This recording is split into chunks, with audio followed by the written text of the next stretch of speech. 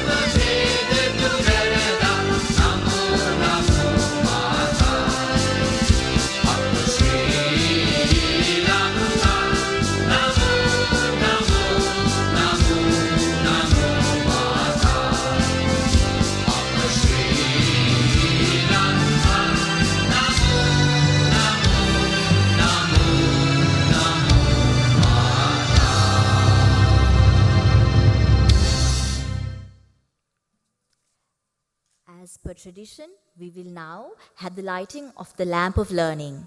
For this, I am ever so pleased to call upon the following dignitaries to join the President of SLMA to light the oil lamp.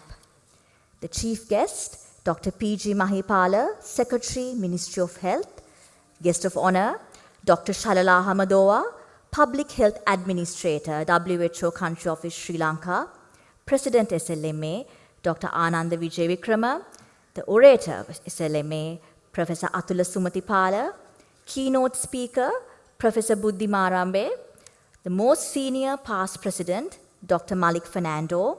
The chair, past president committee, Dr. Lushan Jayasuriya. Immediate past president, Dr. Vinyari Ratna. President-elect, Dr. Suranta Pereira. The two vice presidents, Professor Hasini Bannehaka and Dr. Sajid Edirisinghe, the Honorary Secretary of SLMA, Dr. Lahiru Kodituaku, and the Honorary Treasurer, Dr. Manilka Sumanatilaka.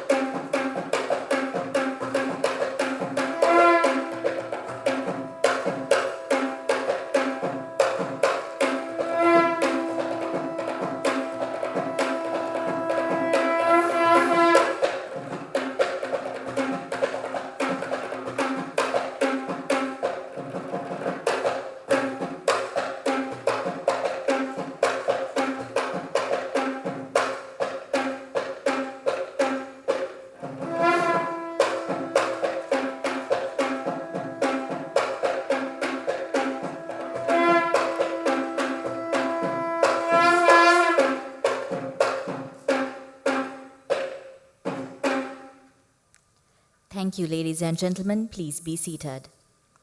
It is our honor now to call upon the following distinguished personalities to take their seats at the head table on stage.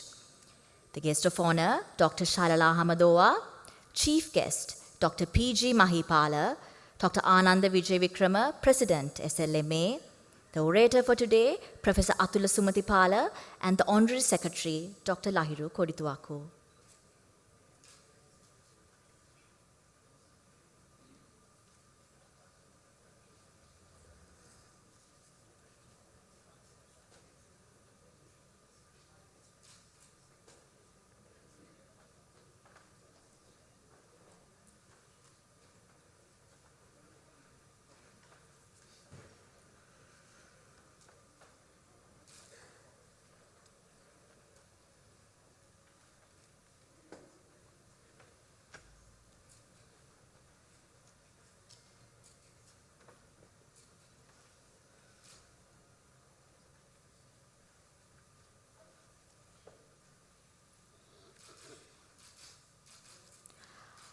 I would like to call upon Dr. Ananda Vijayavikrama, President, SLMA, to deliver the welcome address.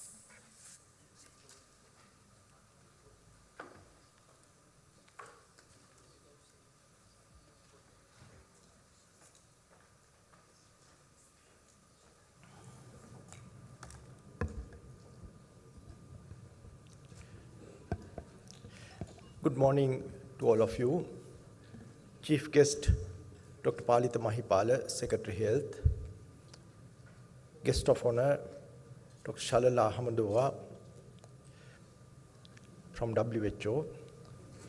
Past presidents, council members, my teachers, Slma orator, Professor Atula Sumatipala, distinguished guests, ladies and gentlemen. It is with great pleasure that I welcome you all to the inauguration of the 137th anniversary International Medical Congress of the Sri Lanka Medical Association. Dr. Palitha Mahipala sir, we are honored to have you here today as our chief guest. I am fully aware of the fact that how busy you are, and your presence here, in spite of that, is greatly appreciated. At the same time, sir, as the president of the premier medical organization of the country, I would like to comment on your commitment and dedication towards the upliftment of the health services of the country and the work done by you during the last 7 to 8 months to stabilize the health sector, which was on the verge of collapse. We have been working together, the SLMA and you, during the past 7 to 8 months to ensure the equity in healthcare during these challenging times, and we assure you our fullest support to formulate and implement policies for the betterment of the health of the public in the future too. Dr. Shalala Hamadowa from World Health Organization, we are privileged to have you here today with us on this very important occasion as on our calendar. Your presence here, in spite of all your commitments and schedules, is highly appreciated. For the last 3 years, the WHO country office had been a great advocate for the advancement of the health systems of Sri Lanka. At the Sri Lanka Medical Association, we are fortunate to be partnered with WHO in several programs under your and Dr. Alaka Singh's guidance, and we are hoping to continue to do such programs in the future too. Past presidents and council members, it is with your continuous advice and guidance that the SLMA has come thus far in its journey. Your presence here is an encouragement and adds glamour to the occasion. I welcome you all. Presidents and secretaries of professional colleges and associations, invitees, ladies and gentlemen. I consider this is a great privilege, that it is a great privilege to have such a distinguished audience on this occasion. I am grateful for accepting our invitation and coming here in the morning to grace this occasion in spite of your busy schedules. As many of you are aware, Sri Lanka Medical Association has both specialist and non-specialist doctors, as well as doctors working in both the government sector and in the private sector as its members. Among our main objectives are continuous professional development and having an advocacy role in health-related matters. As you all would remember, Towards the end of the last year, the much valued health system in the country was on the verge of collapsing. People, including doctors and patients, were losing their trust in the system. Economy of the country was in a crisis. Many essential medicines are out of stock or not available, not only in the state hospital, but in private hospitals too. In such circumstances, providing health care to people was a challenge. It was for this reason we selected ensuring equity in healthcare during challenging times as our theme for the year 2024.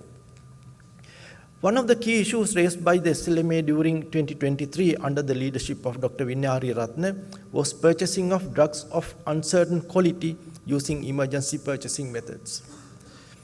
We are thankful to the Honorable Minister of Health for stopping this emergency purchasing and taking steps to purchase quality assured drugs.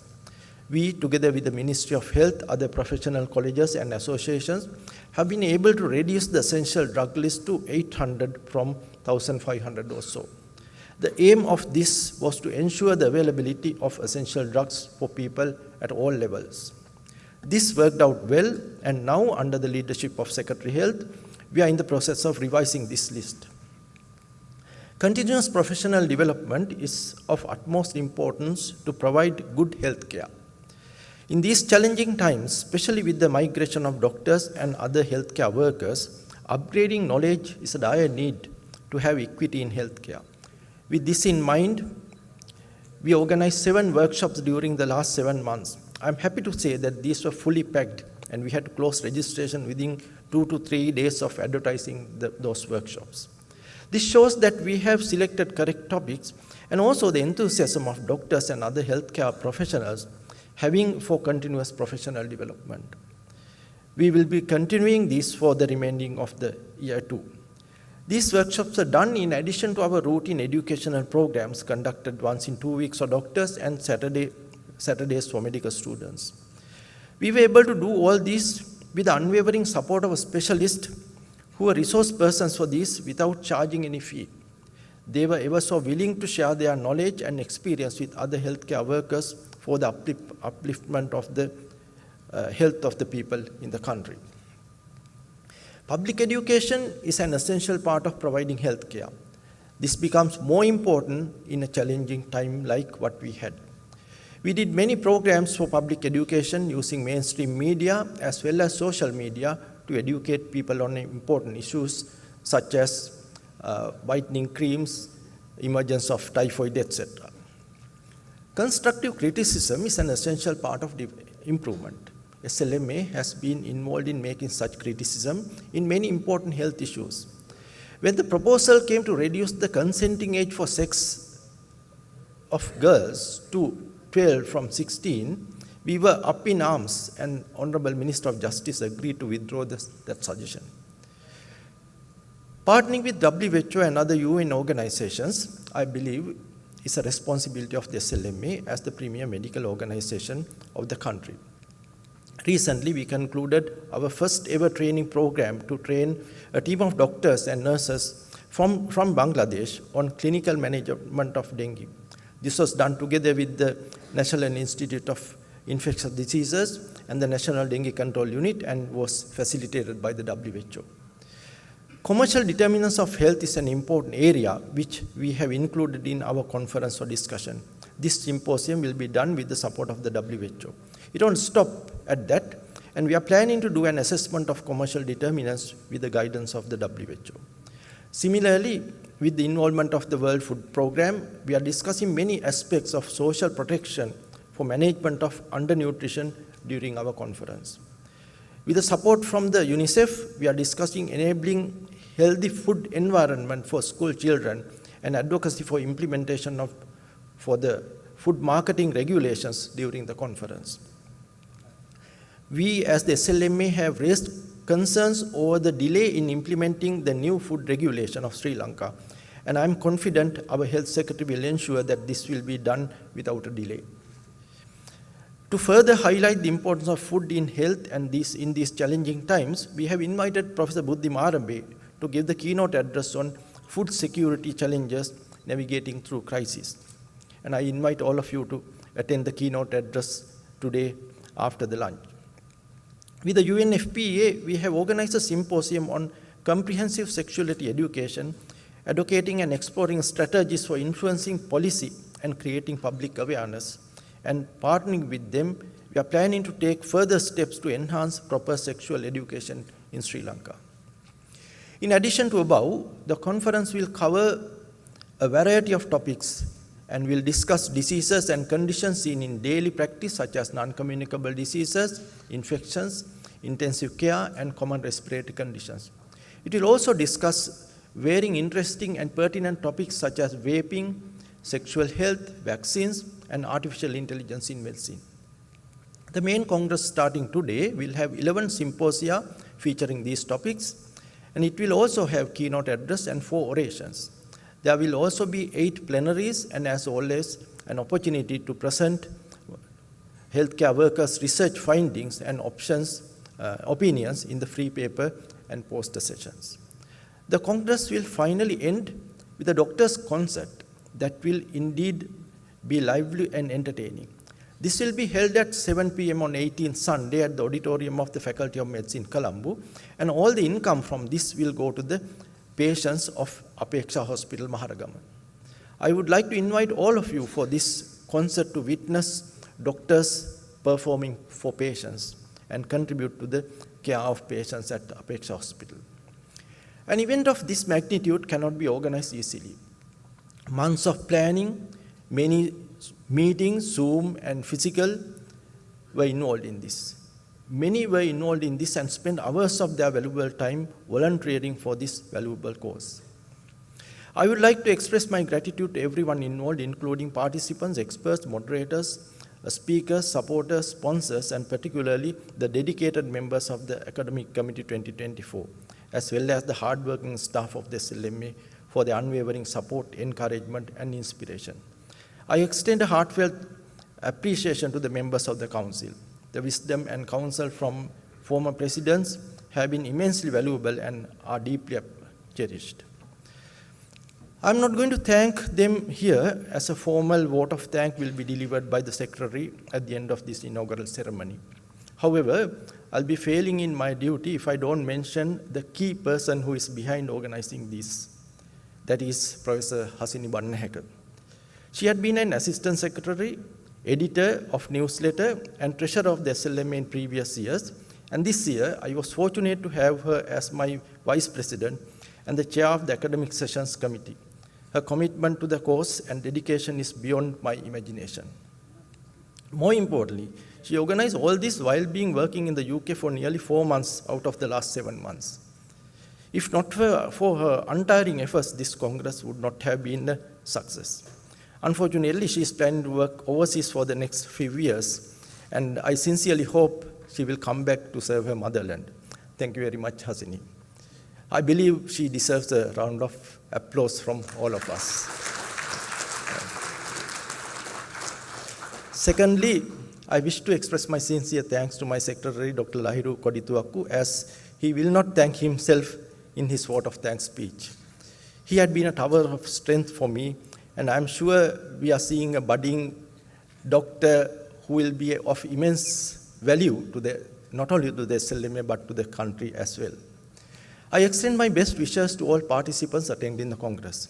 My sincere hope is that it will be an incredibly successful and memorable event, making substantial contribution, not only tackling the challenges encountered by the health sector and medical community in Sri Lanka, but also in demonstrating a fresh direction towards equitable healthcare practices, both within Sri Lanka and globally.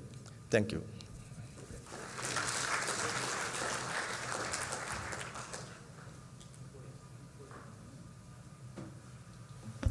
Thank you, Dr. Vijay Vikrama. On behalf of the President and the Council of the SLMA, I would now like to invite the guest of honor, Dr. Shalala Ahmadova, Public Health Administrator, WHO Country Office, Sri Lanka.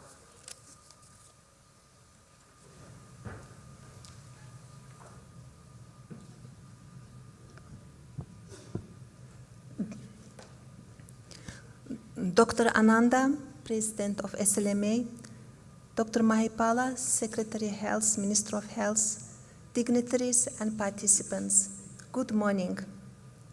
Thank you for inviting the World Health Organization for the inauguration of the 137th anniversary International Medical Congress of the Sri Lanka Medical Association. Sri Lanka Medical Association, being the oldest professional medical association in Asia, is continuing to lead the way in Sri Lanka as well as in the region to enhance the quality of the healthcare service delivery through advocating for evidence-informed and people-centered policies and continuous professional development of healthcare professionals. It gives us great pleasure to see that SLMA has once again created a platform bringing together medical practitioners of all grades and all branches in medicine here today. The theme chosen for this year's Congress of ensuring equity in healthcare during challenging times is timely and also very relevant to Sri Lanka. Sri Lankan healthcare system has been challenged by the prolonged global pandemic, COVID-19 pandemic 2020-2023, and also in 2022, Sri Lanka has experienced the severe economic crisis. According to the World Bank, Sri Lanka economy contracted by 7.3% in 2022. The poverty level doubled during this time. It reached 25.9% in 2023 compared to the pre-COVID period of 11.3% in 2019. All this had and still have the implications for the health and also health equity. Inequities are inequalities that are unfair, unacceptable, and avoidable. Health inequities are the systematic differences in health outcomes. Health equity is achieved when everyone can attain their full potential for health and well-being. Ensuring equity and leaving no one behind is the central promise of 2030 Agenda for Sustainable Development and also for universal health coverage. Historically, Sri Lanka has been recognized by its impressive healthcare achievements. With a life expectancy of over 75 years and with well-established public healthcare system, Sri Lanka has made significant strides in improving the health of its population. Sri Lanka healthcare system ensured equitable access to healthcare with over 1,000 institutions providing the curative services, as well as 350 geographically defined medical officer of health areas providing essential public health functions.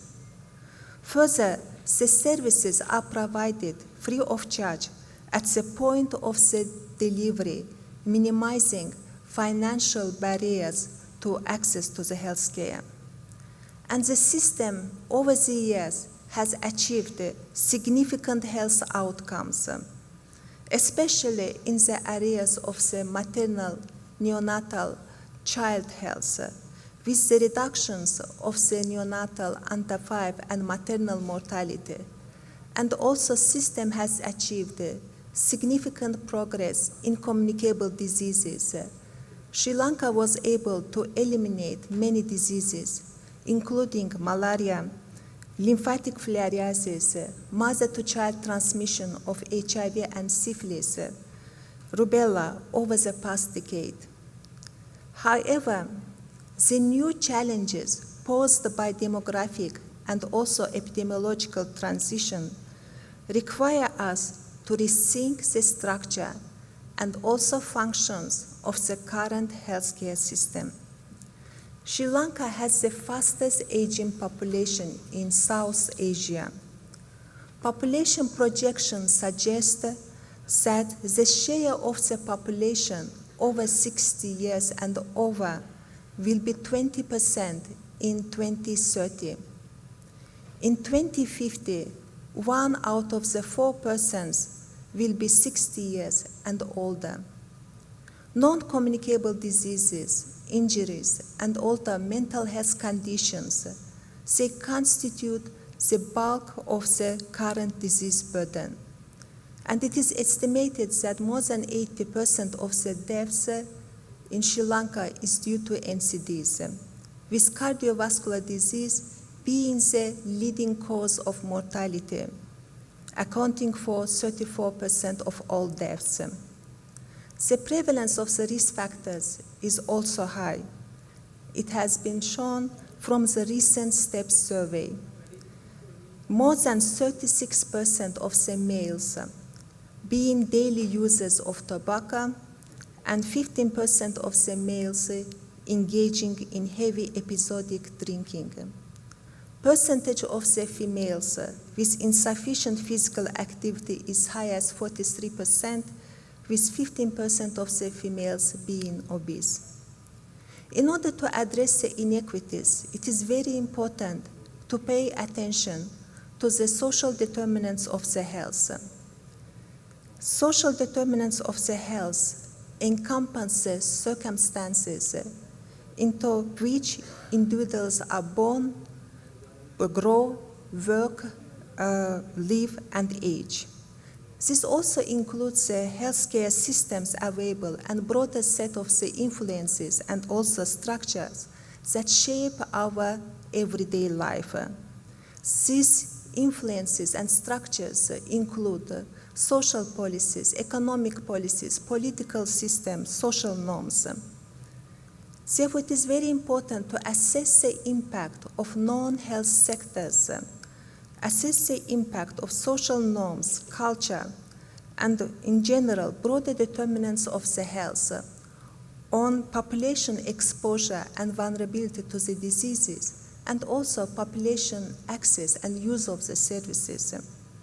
It is also very important to develop and implement population-based intersectoral policies that positively affect the health, prevent people from becoming sick, and also protect the people from injuries, and also from environmental, chemical, occupational, and also other hazards. Then, of course, we must think of the commercial determinant of health. Commercial determinants of the health are the private sector activities which affect the health of the people, directly or indirectly, positively or negatively. Commercial determinants of the health can affect negatively the health, well-being, equity, and also health systems. For example, half of the tobacco consumers will die from health issues related to these products.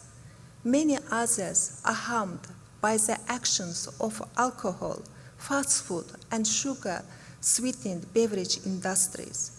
But at the same time, we know that the private sector is an indispensable partner for development. And private sector creates the vaccines, develops medicines and assistive technologies. Private sector provides the finance, builds the infrastructure, and also delivers health services towards UHC. Therefore, WHO urges the member states to address the commercial determinants of the health, to improve health and also health equity, thereby leveraging the benefits while protecting populations from the harm. We are glad that WHO is collaborating with SLMA to organize a symposium later today on addressing commercial determinants of the health. Similarly, WHO organized a side meeting on the same topic at the Prince Mahidol Awards ceremony in January 24, this year in Thailand. It was organized with global, regional, and Sri Lankan experts to have the technical discussion on commercial and social determinants of the health, to showcase the country best practices, including that Sri Lanka's in addressing the commercial determinants of the health. It is evident that both commercial and social determinants has an important influence on health inequities. At all levels of income, health and illness follow the social gradient. The lower the socio-economic position, the worse the health. If the impacts of the broader determinants of the health will not be mitigated, these inequities will widen, hindering the progress towards achieving the targets of SDG and UHC. While the challenges are significant, there are also numerous opportunities to advance health equity in Sri Lanka. With the country looking to reform its health system to address the emerging challenges, Sri Lanka's strong primary healthcare approach, which has been at the center of the country's achievements, need also to be further strengthened. As we know, the PHC is the foundation for the UHC, health security and better health. And PHC is also very essential for achieving the SDGs and UHC. And 90% of the essential health services for universal health coverage can be delivered via the PHC approach. Estimated 75% of the projected health gains from the Sustainable Development Goals could be achieved also primary health care services. And we know that PHC leads to the health equity, it leads to the health system efficiency, it improves the health outcomes, and also it leads to increased workforce participation and productivity.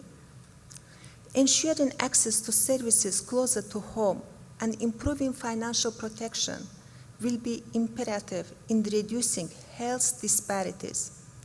As Sri Lanka moves to its next national health policy cycle, 2026-2035, we must ensure that the health policies are inclusive and consider the needs of all population groups.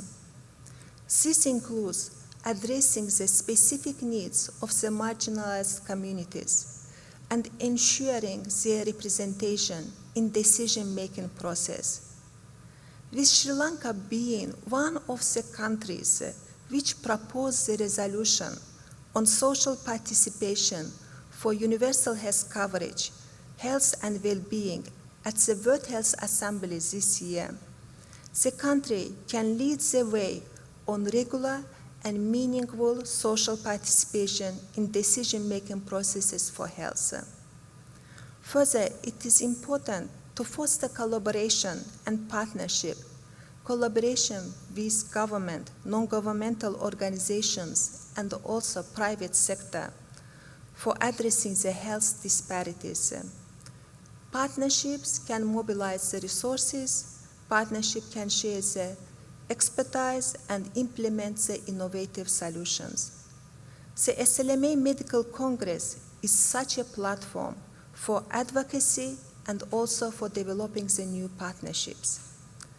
As WHO, we remain strongly committed to support government efforts in strengthening primary health care for delivering equitable and quality healthcare services for all citizens of the country.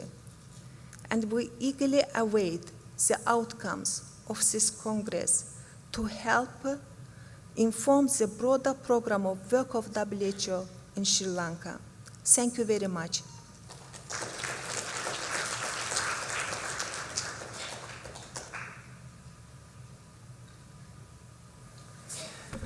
Thank you, Dr. Hamadova. I would now like to call upon our chief guest, Dr. Palitha Mahipala, Secretary, Ministry of Health, to share his thoughts with the gathering.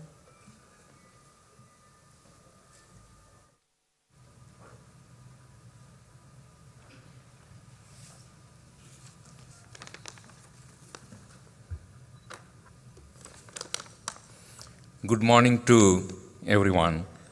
Dr. Ananda Vijayakrama, the President of the Sri Lanka Medical Association,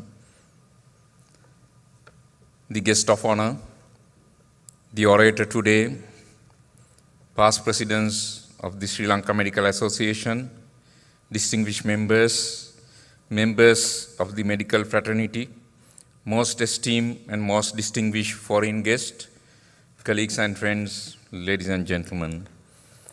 I am extremely honored, truly humbled, pleased, privileged and delighted to stand before you today at this extraordinary event, the 137th anniversary of the Sri Lanka Medical Association, to speak a few words. This gathering is a reflection of our shared commitment to advancing healthcare and addressing the most pressing issues of our time. I truly admire the President and the Council for the invitation to witness this singular event. I sincerely and profoundly appreciate your warm welcome filled with traditions and customs. I am extremely thankful to Ananda, particularly for asking me to come here today and probably listen one of the good orators' presentation. And also Ananda, I was extremely delighted to hear the wonderful, extraordinary, excellent, remarkable, outstanding work done by Sri Lanka Medical Association. I think you all need a round of applause for that.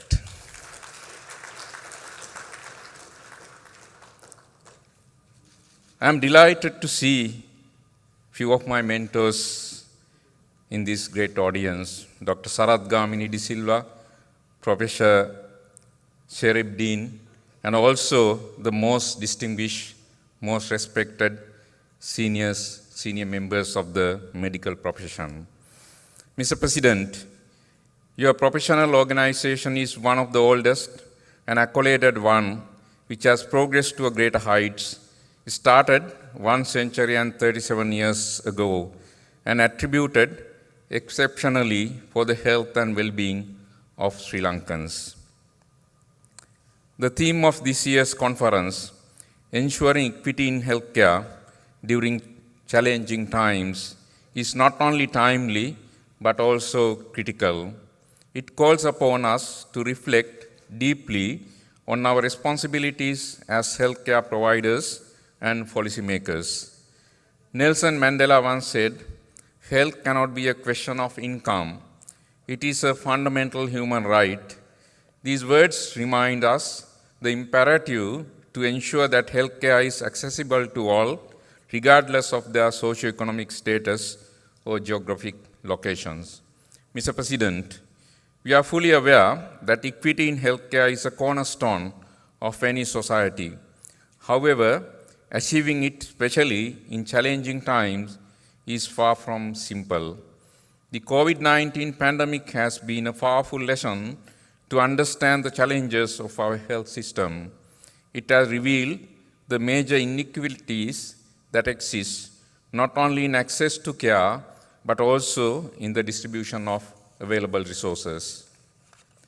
As we face the challenges, let us remember the words of Martin Luther King, who said, "Of all the forms of inequality, injustice in healthcare is the most shocking and inhumane. It is our moral obligation to confront this injustice and to work tirelessly to ensure that every citizen receives the care they deserve." Today, we find ourselves at crossroads. The healthcare system is under immense pressure, as you all fully aware, from various fronts. Rising costs, a growing burden of non-communicable diseases, and the ongoing recovery from the pandemic, which has been well elaborated by the guest of honor. Yet, as Albert Einstein once said, in the middle of difficulty lies opportunity. Ladies and gentlemen, we have the opportunity to reimagine, restructure, and reshape our healthcare system. We can harness the power of technology to bring healthcare to the most remote corners of our country. Telemedicine, for instance, has proven to be a game changer during the pandemic, but we must do more. We must invest in our healthcare infrastructure, in our people, and in the systems that support them. Ministry of Health is now initiated a major health sector reforms in primary health care to tertiary care with new governance structures, new bureaus, and also establishing a Center for Disease Control with many other reforms together. We are focusing on primary health care much more now. We want to deliver quality, comprehensive, integrated care for elderly people, rehabilitation, palliative care at the primary health care level. The role of the medical community in this endeavor cannot be overstated. You are the guardians of our nation's health, the frontline warriors who have shown extraordinary dedication and resilience, particularly during the COVID-19 pandemic. As Mahatma Gandhi said, the best way to find yourself is to lose yourself in the service of others. Your selfless devotion and admirable service has been and will be the foundation on which we build more equitable healthcare system in Sri Lanka. Mr. President, ladies and gentlemen, your role goes beyond treating illness. You are also advocates for those who cannot speak for themselves, champions of policies that promote equity, and leaders in the fight against health disparities. I urge you to continue this vital work to push for change where it is needed and to ensure that no one is left behind. The government is fully committed to the principle and ideology that healthcare is a right, not a privilege. We are working to strengthen our system to ensure that essential services are available to all and to address the social determinants of health that contribute to inequity. As we do so, we are guided by the words of Kofi Annan, who said, "We shall not finally defeat AIDS, tuberculosis, malaria, or any of those infectious diseases. We were able to eliminate malaria from our soil. We were able to eliminate filariasis. We were able to eliminate measles and many other diseases already highlighted by the guest of honor. But we need to see that we won the battle for the safe drinking water, sanitation, and other basic healthcare services as well. WHO Director General Dr. Tedros stated, "Healthcare is not for some, but for all, male or female, young or old, rich or poor, able or disabled, everyone, everywhere, leaving no one behind."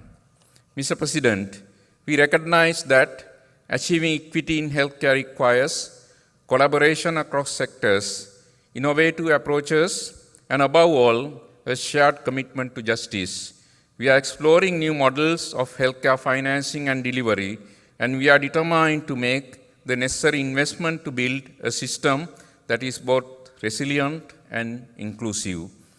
Mother Teresa stated, "It is not how much we give, but how much love we put into giving." It is my intention, and I believe it is yours too, that we extend most compassionate and most comprehensive care to our people in our motherland. Ladies and gentlemen, when we look back at the history of human life and then compare with our present life, we can clearly understand the differences in science brings immersible and immense value to human life. The very first invention in human history was the wheel. It was invented before 350 BC. Wheel helps in transport in today's world. The 1440 John Gutenberg, a German, invented the printing press, which led to widespread of knowledge. In 1885, two scientists built the first motorcycle. This revolutionized the mode of transportation across the world. Then over the time, many wonders of science appear in the form of bulb, telephone, internet, and many more. We need science to make a sense of the world around us. We need science to guide us, and we need science to find solutions. Today, advancement of the medical science allow transplant kidneys to liver and heart. Advancement of genetic sequencing leads to provide individual-focused medicines. Artificial intelligence improve the perfection of diagnosis, and robotic surgeries ensured the extreme accuracy. But yet, equity in healthcare delivery is a major issue and a challenge. Mr. President, ladies and gentlemen, in conclusion, I want to express my deepest gratitude to the Sri Lanka Medical Association for the unwavering dedication to the health and well-being of our people. As we face the challenges ahead, let us do so with a renewed commitment to equity, inspired by the belief that moral test of government is how it treats those who are in the dawn of the life, the children, those who are in the twilight of light, the aged, and those who are in the shadows of life, the sick, the needy, and the handicapped, as Herbert H. Humphrey so eloquently expressed.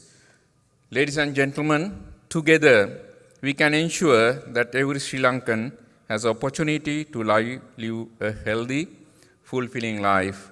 Let us continue to strive for a future where equity of healthcare is not just a goal, but a reality. I wish your deliberation in coming days to be extremely successful. I thank you.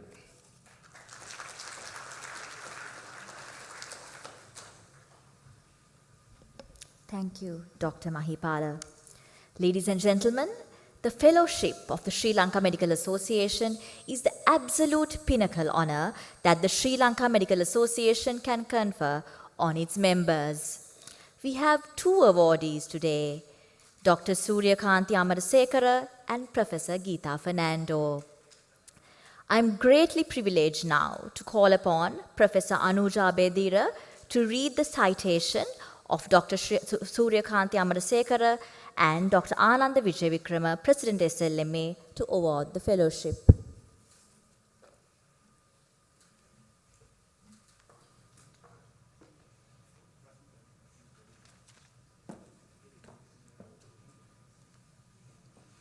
Good morning, Chief Guest, Guest of Honor, President SLMA, and members of the Council, past presidents, ladies and gentlemen. It is an absolute privilege for me to present the citation of Dr. Nelum Edvinia Suryakanti Amarasekara, who was the president of the Sri Lanka Medical Association in 2006. She is the daughter of John Edwin and Emily Karunaratna, who were both teachers by profession. She obtained her primary and secondary education at Methodist College, Colombo 3, and gained entry to Faculty of Medicine, University of Colombo at a young age of 17 years. She completed the MBBS at 22 years with second-class honors and a distinction in obstetrics and gynecology.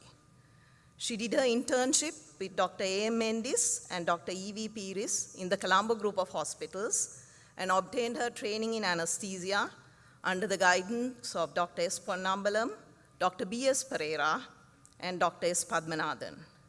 She worked as a medical officer in anesthesia at the then General Hospital Colombo and at Base Hospital Kurunegala.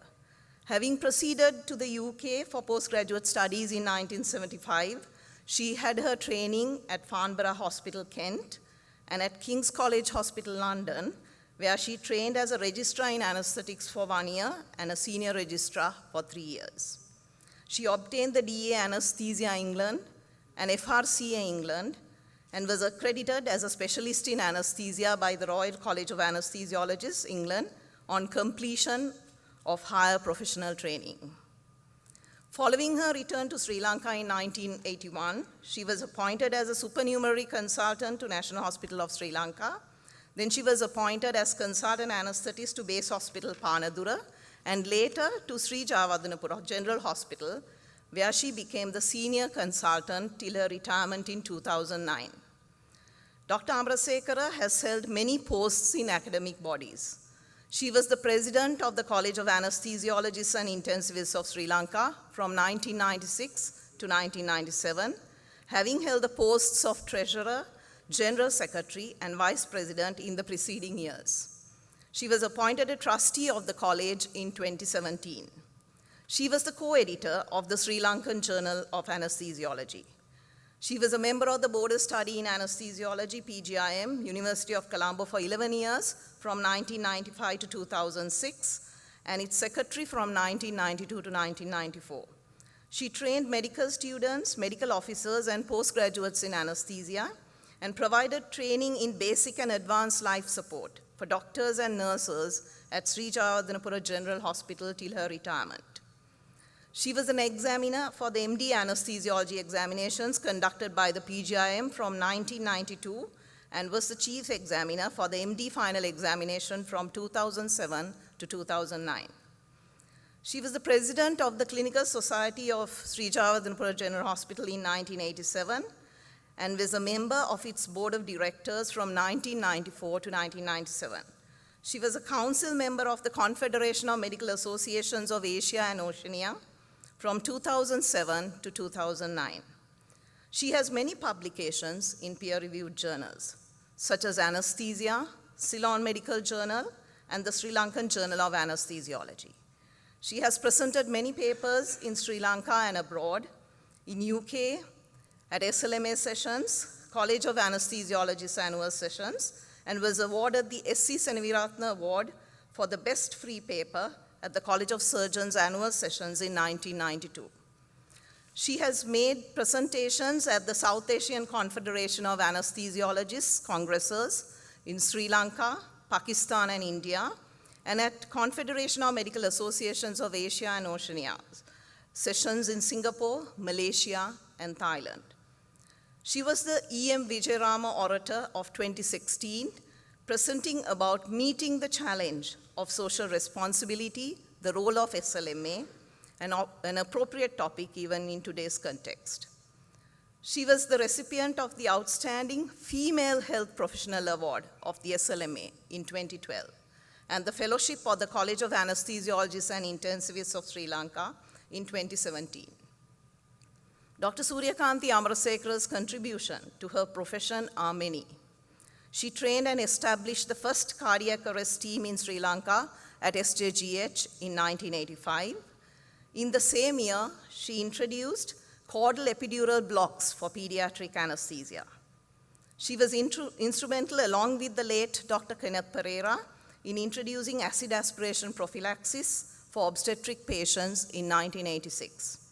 She, along with Dr. Randune Korea, initiated the scoliosis program in Sri Lanka and did the first scoliosis correction surgery in 1986 and went on to perform more than 100 surgeries. She has contributed immensely to the Sri Lanka Medical Association. She has been the social secretary for many, many years and the vice president and an active member of the ethics committee. She contributed to the SLMA guidelines on end-of-life decisions and to the booklet on communication skills. She was the 6th female and the 2nd anesthetist to be elected as the president in 2006. I had the good fortune of being the general secretary that year, and I gained much from her. During that year, she launched the website of the SLMA and was instrumental in establishing the Sri Lanka Clinical Trials Registry. She initiated dialogue with the government of SIPA, now called ECTA, and its impact on the practice of medicine and healthcare in Sri Lanka. She established a CMAO SLMA Scholarship Fund in 2006, which was awarded to 25 children who had lost one or both parents in the tsunami of 2004. It was later converted to a scholarship for victims of the 2019 Easter bombing. She is married to Mr. Mahendra Amarasekara, solicitor and attorney at law, and is blessed with a daughter, Manik, and son, Shan, who is a medical doctor, and 6 grandchildren. Mr. President, ladies and gentlemen, in recognition of the exceptional contribution to the SLMA, and as an exemplary anesthetist, teacher, and academic, I am honored to present Dr. Nelum Edvinia, Suryakanti Amrasekara for the award of the Fellowship of the Sri Lanka Medical Association for the year 2004.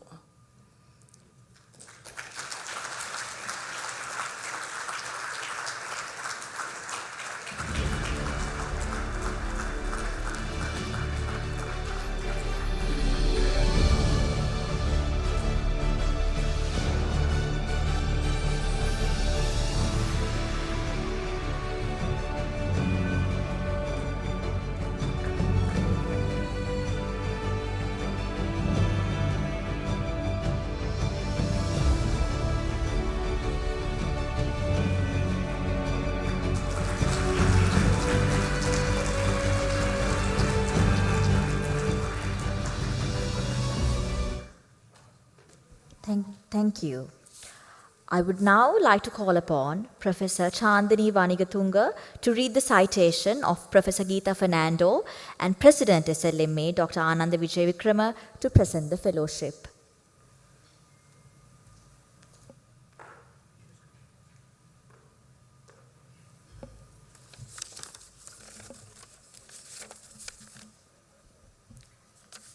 Mr. President, past presidents and members of the Council of the Sri Lanka Medical Association, chief guest, guest of honor, ladies and gentlemen. I'm truly humbled and privileged to present to you today Professor Geeta Harshini Fernando, a doyen in the arena of pharmacology in Sri Lanka. Geeta Harshini Fernando, Nee Pereira, had her education at Holy Family Convent, Bambalapitiya, and at Visakha Vidyalaya, Colombo. She entered the Faculty of Medicine, University of Colombo, and graduated with second-class honors in 1973 with a distinction in pharmacology. Following her internship at the then General Hospital, Colombo, and post-intern appointments at Base Hospital, Panadura, she proceeded to the United Kingdom for postgraduate training in 1979. There, she trained in general medicine and geriatrics and obtained the membership of the Royal College of Physicians, United Kingdom in 1982. She was also awarded the fellowships of the Royal College of Physicians, London in 1997, the Ceylon College of Physicians in 1998, and was granted the privileges of board certification in MD General Medicine by the Postgraduate Institute of Medicine, University of Colombo in 2004. Upon her return to Sri Lanka in 1983, she was appointed resident physician, General Hospital, Colombo. She later assumed duties as resident physician, General Hospital, Kandy, where she also served as the acting visiting physician of the outpatients department. She held these positions until she joined the Faculty of Medicine, University of Colombo, as a senior lecturer in pharmacology in December 1984. And was promoted to Associate Professor in Pharmacology in 1996. She then joined the newly established Faculty of Medical Sciences of the University of Sri Jayawardhanapura in July 1997 as its founder chair professor and was promoted to Senior Professor in 2005. During her career as a university academic, Professor Fernando has held many academic and administrative positions. Too numerous to name, but I'll try to give the highlights.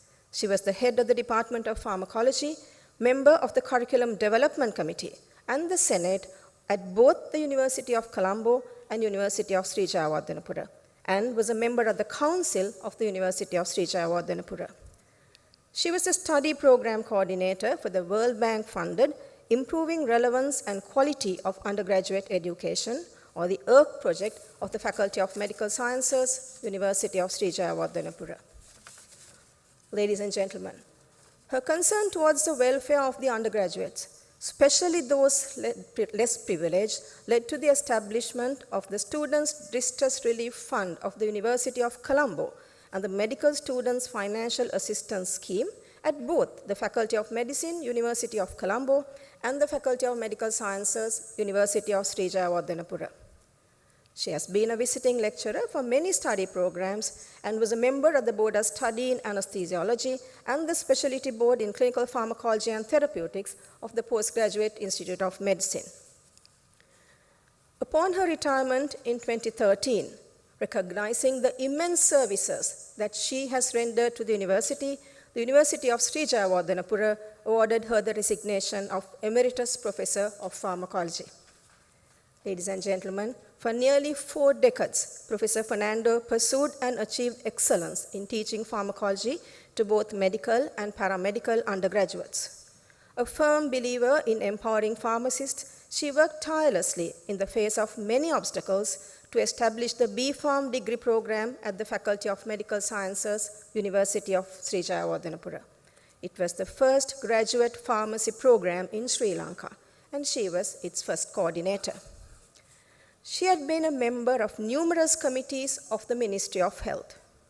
As a member of the Technical Advisory Committee and Secretary of the Drugs Evaluation Subcommittee of the Cosmetics, Devices and Drugs Authority and of the Medicines Evaluation Committee of the National Medicines Regulatory Authority for nearly 3 decades, she played a pivotal role to ensure that people of Sri Lanka are provided with safe and effective medicines.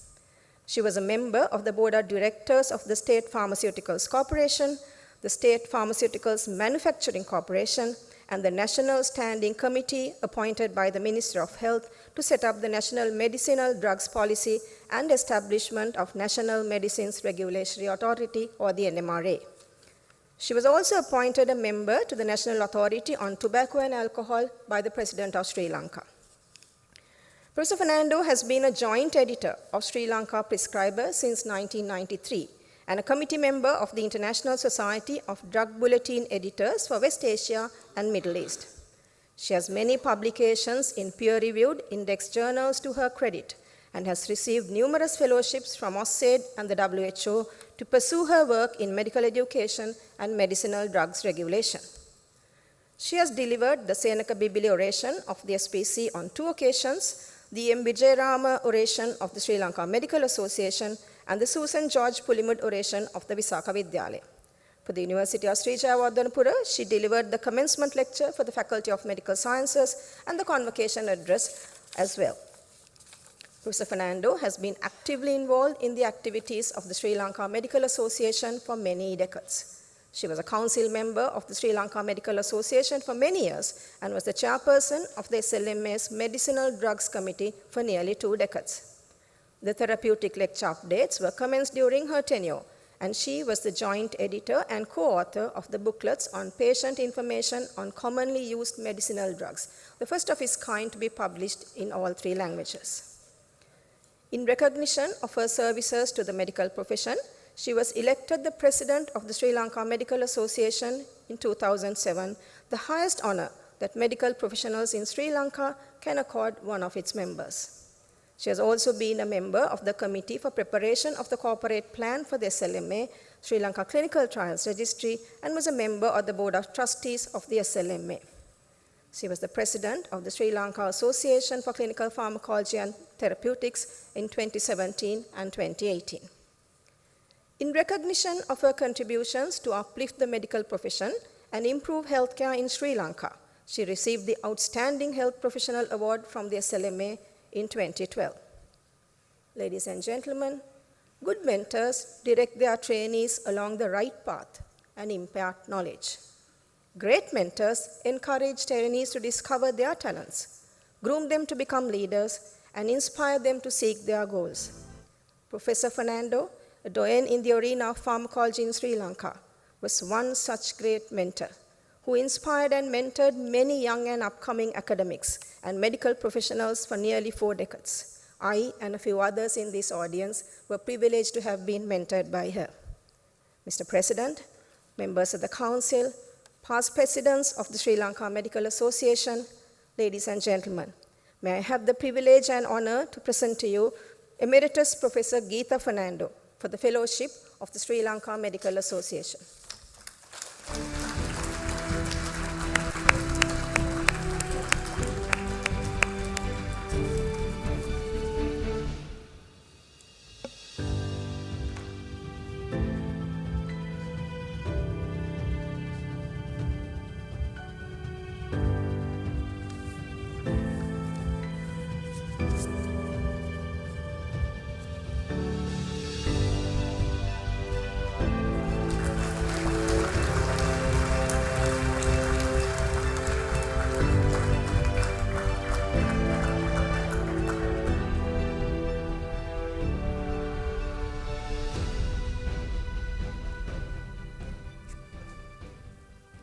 Thank you. Now, it is our pleasure to call upon Dr. Lahiru Kudituaku, the Honorary Secretary of the SLMA, to present the vote of thanks.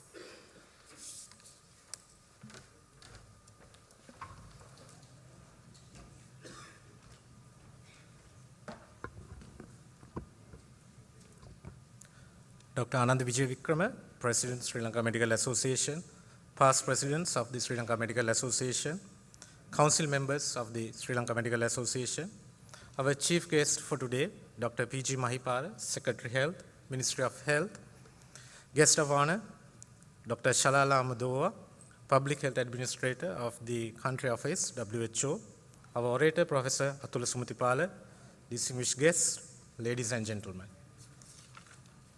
It is with great honor I propose the vote of thanks on behalf of the Sri Lanka Medical Association. This gathering has been more than just a meeting of minds.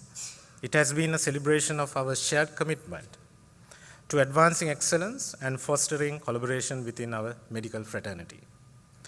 I am deeply grateful to the President of the Sri Lanka Medical Association, Dr. Ananda Vijayavikrama, past presidents, members of the Council of the Sri Lanka Medical Association, for their visionary leadership and unwavering guidance.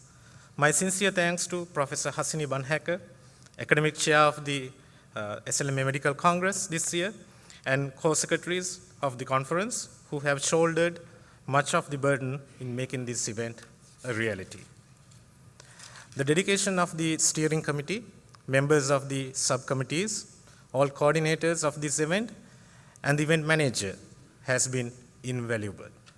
A special thanks to our chief guest, Dr. P.G. Mahipala, guest of honor, Dr. Shalala Ahmadova, for gracing this occasion. We are also grateful to all the officials of the Ministry of Health, representatives of the UN agencies, non-governmental organizations, community-based organizations, professional colleges, and other dignitaries for their presence. Our sponsors, well-wishers, audiovisual team, staff of the Hotel Galadari, deserves a heartfelt appreciation for their efforts as well. My gratitude and deep appreciation to the tireless efforts of the staff of the Sri Lanka Medical Association for being a pillar of strength throughout this process. If I have missed anyone by name, please know that your contributions are deeply recognized and valued. We are profoundly grateful to each and every one of you. Together we have not only organized this momentous event, but have also strengthened our collective resolve to ensure health equity during challenging times. As we move on to the next chapter of this conference, let us remember the words of the Hippocrates: whenever the art of medicine is loved, there is also love of humanity. Thank you, and may we continue to work together in the spirit of this noble profession. Thank you.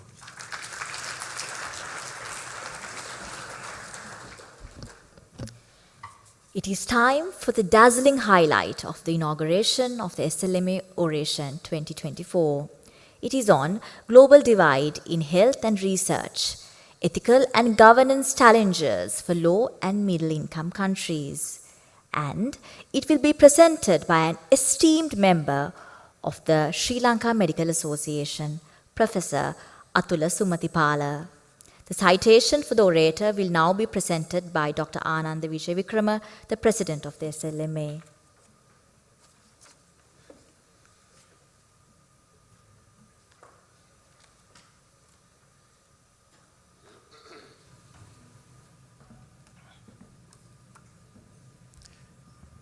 Chief guest, guest of honor, past presidents and members of the council, I'm privileged to introduce Professor Atula Sumatipala to this audience as the SLMA orator of this occasion. Professor Atula Sumatipala entered the Faculty of Medicine, Colombo from Nalanda College in 1975. He was graduated with MBBS in 1980 and obtained Diploma in Family Medicine in 1985 and MD in Family Medicine by Research in 1981 and was board certified as a specialist in family medicine in 1992. He migrated to UK in 1991 and underwent training in psychiatry at a Centre of Excellence in Psychiatry at the Mondesley and Bethlehem Royal Hospitals, London. He obtained the MRC Psych UK in 1996, received certificate of completion of specialist training in the UK as a specialist psychiatrist in 1999. He conducted his PhD research on delivering cognitive behavior therapy for medically unexplained symptoms and obtained a PhD from University of London in 2004. He was the only Sri Lankan to receive H.B. William Travelling Professorship from Australian and New Zealand College of Psychiatrists in 2007. He was honored with an honorary fellowship from Sri Lankan College of General Practitioners in 2008, Fellowship of Royal College of Psychiatrists UK in 2018, and was awarded the honorary fellowship of Ceylon College of Family Physicians in 2023. He is currently the director of the Institute of Research and Development in Health and Social Care in Colombo, which he co-founded 24 years ago. He also serves as the chairman, National Institute of Fundamental Studies, Hantana Kandy, since January 2020. In addition, he has held key academic positions as the Professor of Psychiatry, Research Institute of Primary Care and Health Sciences, Faculty of Medicine and Health Sciences, Keele University, UK, from September 2014 to April 2021, and he voluntarily retired, prematurely retired, I would say, to support COVID operations in Sri Lanka, and currently an active emeritus professor in psychiatry, Keele University, UK. And he's also the emeritus professor of global mental health, King's College, London, UK, since 2014. And he's a member of the regional expert group on mental health of WHO Southeast Asia region, and the visiting professor in psychiatry and biomedical research at the Faculty of Medicine, Kotalawala Defence University, and also in the advisory committee member of KDU CARE since 2020. He has also held the post of Associate Editor, British Journal of Psychiatry, the first Sri Lankan to hold this since the inception of the journal, and he was appointed as the co-editor of Ceylon Medical Journal in 2022. He was elected as the Secretary General of International Society of Twin Research since 2024. His research interests are centered on interconnected disciplines. These are the epidemiology of chronic disease and multimorbidity, especially physical and mental illness combinations, evaluation and implementation of complex interventions using twin method in study of illness etiology, and ethics-related research. Most of his research up to now has been based in Sri Lanka. He has earned recognition internationally as an expert in above fields. In addition, he is validated by UNESCO as an expert in bioethics and was a member of editorial board of Asian Bioethics Review, published by the National University of Singapore. Previously, he has delivered 3 SLMA orations, twice Professor N.D.W. Lionel Memorial Oration, then Sir Marcus Fernando Oration, and also he has done the oration at the Postgraduate Institute of Medicine titled CBT for Medically Unexplained Symptoms. And he has won many awards, which are numerous, and also he had been a speaker of many conferences and plenaries, both nationally and internationally. And also he is a member of the WHO Working Group on Ethical Issues in Research and Surveillance, member of the Planning Committee of the Global Forum of Bioethics in Research, and also served as one of the 2 advisors of the Welcome Open collection of the series of articles outlining the discussion and outcome from each session presented at the meeting. And he has won many research grants, over 10 from Wellcome Trust, and has more than 150 peer-reviewed publications and book chapters in books published, including books published by the Oxford and Cambridge University Press. In addition to all this, he writes poems, and he's a lyric writer and produced album titles Piyavara, where songs are sung by leading vocalists. He considered his greatest contribution throughout his academic and research career is the establishment of the Institute of Research and Development in Sri Lanka and the Sri Lankan Twin Registry. This infrastructure now complements his efforts by promoting capacity building through a cadre of high caliber junior academics. As he puts it, trees, those will grow taller than him. I have the pleasure and privilege of inviting Professor Sumathipala to deliver this prestigious SLMA oration.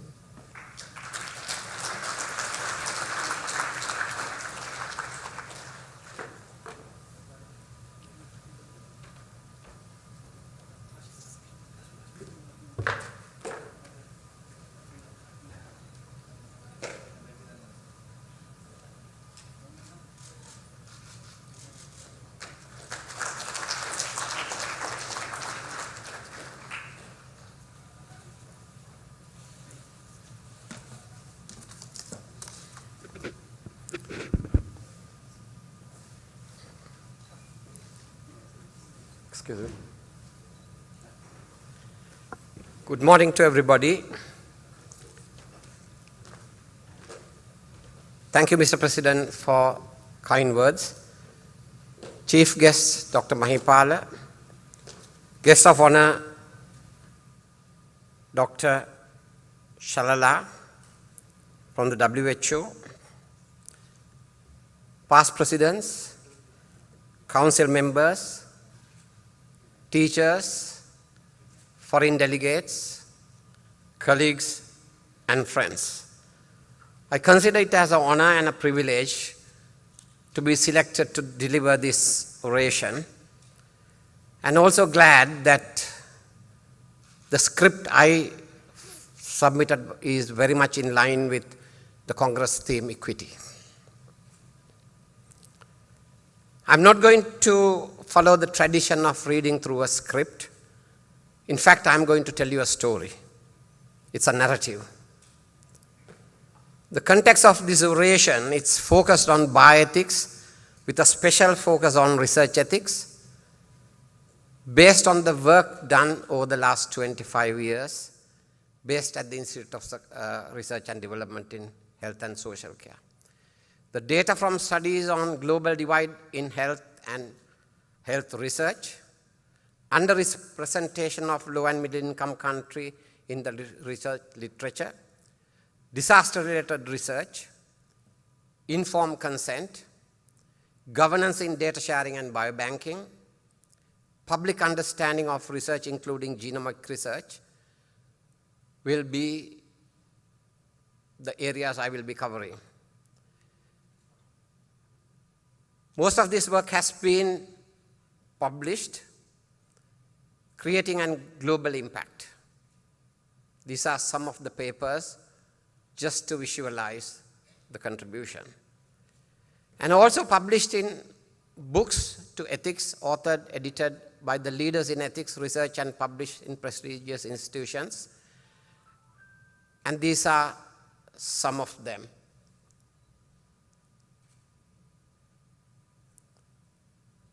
And particularly taking a stand from the low and middle income country and voicing our concerns and rights. However, those were meant to be beyond publication and for journal impact, for a culture shift, research for people's benefit. Impact on policy, impact on behavioral aspect of decision making, impact on the stakeholders, the wider community, and the impact on wider capacity building. So what is global health? What is it for? The global health is a field of study, research, and practice that places a priority on achieving equity in health for all people. However, the central issue is this 1090 divide, as we call it, the stark and multifaceted divide between the global north and the global south.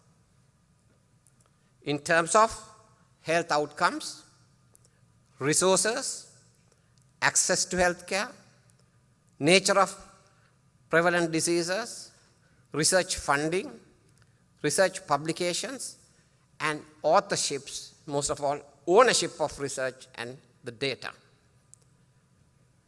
So the equity in the context of globalization, the sad reality is this.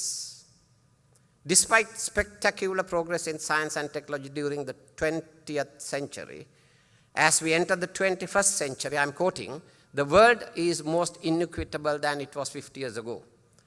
Disparities in wealth and health within and between nations are widening, and the rapidly expanding global economy has failed to reduce poverty and improve health for all.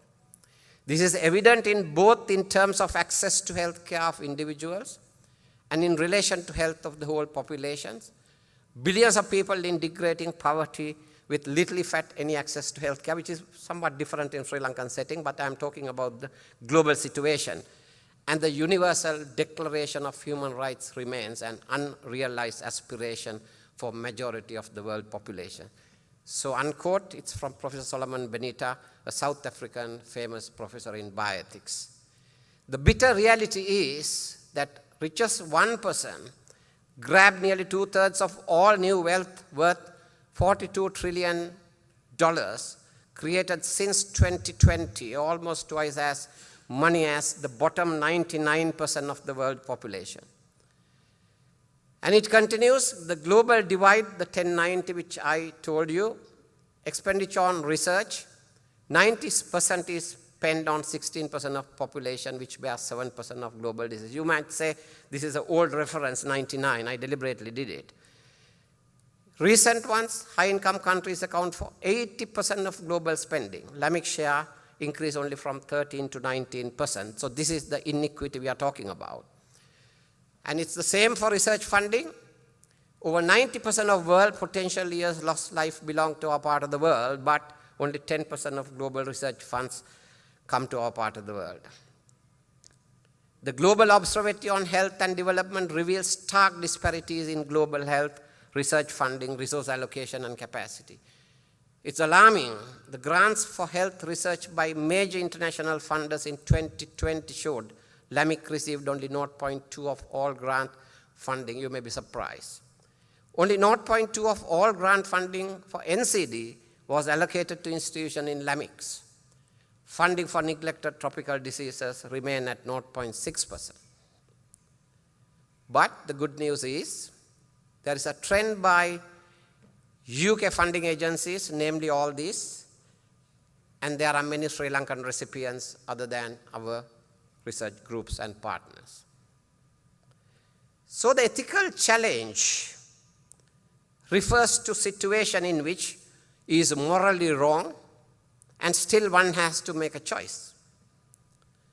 Ethical challenge occurs when one has to behave and act in the best way under the circumstances while trying to make a change. So our behaviors trying to make a change is the narrative you are going to hear from me the rest of the time. It was teamwork, work celebrating over 25 years, and that's again the narrative. Why do we need to focus on ethics and governance? Because knowledge is power. We all know that. That is why global health and research should be viewed through an ethical lens. That is why ethics and governance are essential prerequisites for global health and health research. The field of ethics, the so-called moral philosophy, involves systematizing, defending, and recommending concepts of right and wrong behaviors. We all know right and wrong behaviors are not universal. They are reshaped by the culture and many different things. Principles of ethics, I'm not going to take you through. You all know this is bread and butter. But I'm going to talk to you about the big picture, beyond basics, beyond information leaflets, beyond consent. The objective of this oration is to examine and discuss research ethics in the context of international collaborative research in our part of the world. The broader theme include as the conference theme, equality, equity, and the real justice is actually removing all barriers. Cultural sensitivity, absolutely important. Skills that permit us to learn about, understand others who come from different cultural backgrounds, research agenda, who sets it, exploitation, data ownerships, and authorships, as I told you. So ethics is beyond philosophy, and working for evidence-based ethics is very important, and I'm going to describe you how we navigated these challenges working together. Beyond philosophy, when I say beyond philosophy, when it comes to research questions, there are two concepts that are very important to sociologists: normative and empirical statements. The normative statements generally expressed as value judgment, which is mostly ethics is about. Empirical statements are informative and facts-based. So therefore, empirical bioethics incorporate empirical research methods to investigate ethical issues. Traditionally, the bioethics has relied heavily on philosophical analysis and ethical theory to address more questions in the field, moral questions in the field. However, empirical bioethics is to complement this by integrating empirical data into ethical analysis. And the sources are surveys, interviews, observational research, experimentation, etc. By collecting and analyzing empirical data, empirical bioethics aim to better understand the perspective and experience of stakeholders involved in ethical issues. This can help inform more nuanced ethical analysis and decision-making by taking into account the real-world circumstances and diverse perspectives, the bitter truth and the ground reality. By bridging the gap between theory and practice, empirical bioethics contribute to more informed and contextual sensitive ethical deliberations and policy development in health, care, and biomedical research. With that background introduction, let me now move to examine ethical challenges and dilemmas in global health research, what we call empirical bioethics, research into ethical issues. We went and analyzed mental health publications over 3 years.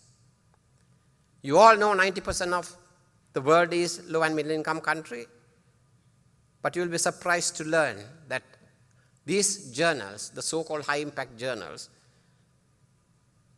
publish only 6% of literature from 90% of the world. Where's the problem? Understanding the percentage. Is it submission? Is it quality? Or is it selection bias? We looked into this. 3 European journals confirmed that just over 10% of all submissions were from LAMIC. So there's a submission bias. Acceptance rates from LAMIC was less than European journals. So there's a selection bias. Archives of General Psychiatry didn't want to give their data. Acceptance bias may have partly explained the finding that the commonest origin of LAMIC articles in US journals comes from nations with close political and academic ties with USA. So there is politics in this, whether we like it or not. Then we thought maybe this is mental health. We went and analyzed the big journals, JAMA, New England Journal, BMJ, to find the same results. Only 6.5% of research come from 90% of the global population. The impact, these publications brought the world attention to the issues of severe underrepresentation of LAMIC in health literature. We repeated the survey 2014 to 2016. Mental health publications, we analyzed 11 journals this time. It increased only from 6.5 to 15%. We went and analyzed the medical journals, the same ones. It increased from 6.5 to 12%. So 15% of research from 90% of the population. Is it good enough? But it's not good enough for us. Are you satisfied with that? What is it? Is it evidence-based medicine or evidence-biased medicine? A serious thing to question. So I'm going to tell a side story now. Decolonizing evidence, we need more local evidence. That's why the Ceylon Medical Journal had this workshop on the 13th, which was extremely successful, oversubscribed. And thank you, Ananda, for suggesting it and also supporting it. We want to see that we have homegrown future research leaders taking this challenge, swimming against the tide. Coming back to the journal analysis, other ethical issues, 40 original research publications had no information about countries of origin of data. Most of these articles were large multi-center, multi-country trials led by teams based in USA. More evident in US journals, and majority were from New England Journal of Medicine. Other ethical issues, 37 original papers in the medical literature had no author from LAMIC, although the research was done. We call it parachute research. The semi-colonial model. Clearly an ethical issue, should have been looked into by the journal editors, because the data ownerships and ethical data sharing is crucial in international collaborative research. So the BMJ, not me, call it scientific imperialism, which exists whether we like it or not. And it was very evident during COVID. The original agreement was whoever finds the vaccine must share it. You will be surprised to hear high-income countries, 30% of the global population reserved 51% of the doses even before they were produced. Will you believe that? However, we were lucky. We had all 3 doses. Ananda, part credit goes to you, and so that you are here, epidemiology. So this is the bitter truth, whether people like it or not. So, bioethics, power, and injustice. So I have redefined the vulnerability. We generally know that doctors have a power over patients. The researchers have power over research participants. But ethics review committees have power over researchers. And most of it, I have shown you evidence that high-income countries have power over our part of the world. So therefore, the vulnerability, which is traditionally defined as those who bear unequal burden in research because they are readily available, and the conventional belief is it's prison mates, mentally ill, disaster-affected populations. No, people, our part of the world, the low and middle income countries, we are vulnerable because there are a lot of parachute research taking place. So therefore, again, we have defined the vulnerability and respect for autonomy and dignity. A low and middle income collaborating partners' freedom of thoughts and action should be respected by the high income country researchers and must respect the right of LAMIC collaborating partners who can make decisions and exercise that freedom. However, the high income country researchers must take special measures to protect vulnerable LAMIC partners whose freedom of choice may be limited or those less capacity to choose. When pounds and dollars speaks, we are vulnerable, but I'll show you evidence that we have never given in. We have brought millions of pounds to this country, but on equal footing and equal playing grounds. That's the ethics we are talking about. And research priority setting, who decide and how. There is ethical element in exploring ethics of global health research priority setting. That itself is an ethical issue. So therefore, we went and examined 2 important areas in published research: ethics, review committees, and informed consent in research carried out in Sri Lanka. We analyzed this and published, obviously took ethical clearance from both UK and here. The study has 2 parts. One is the Medline search. I'm not going to go into too much of details, you can see the slides. And also analyzed the CMJ and went and analyzed the thesis published in PGIM. Results: out of Medline search, there were 367, 250 were human subject. Unfortunately, only 111 was full text. The so-called open access journals, we have to pray through our nose. So we had only the abstract, so we went and analyzed, finally 79 papers. Only 38% had documented about ethical approval, and only 39% had documented about informed consent. Ceylon Medical Journal, we analyzed the papers. Initially in 1999, only 2 of the 13 papers had documented ECR approval. 2005, this increased, and again, informed consent.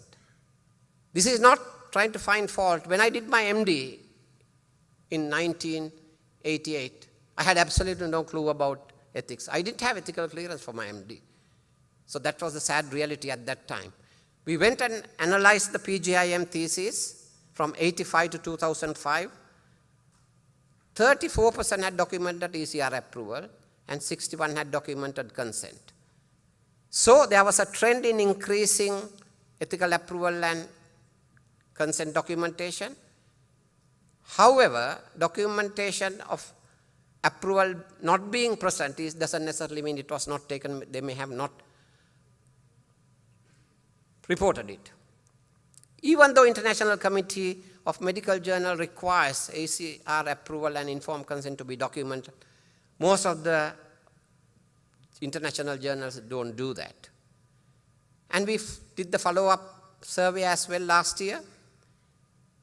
And the good news is things have become better. 89% have documented ECR approval. The trend is very happy. Same with CMJ. I'm not going to burden with you the statistics, but I just want to show that the data is there if anybody wants. PGM thesis is the most satisfying thing. 74 MDs in 22 and 23. 97.31 documented ECR approval and consent. What made the difference? The PGIM established Ethics Review Committee. Then we went and did research into informed consent. This is empirical bioethics. Spoke to ethics committees in Sri Lanka. We recruited 29, more than what we anticipated, medical and non-medical members. There were about 60, so we wanted to have 1/3 and ended up having 50% participants. The members were from all the ethics committees in Sri Lanka. The participants were from diverse groups, males, females, senior colleagues. The most agreed that copy of information leaflet consent form should accompany the research proposal. Most believed all research need ethical approval, but identified limited human resource, time, and inadequate capacity. However, a bit surprisingly, 52% believe written consent is not required for all research, and verbal consent suggested as an alternative. Then we spoke to them. I'm not going to take you through the full list.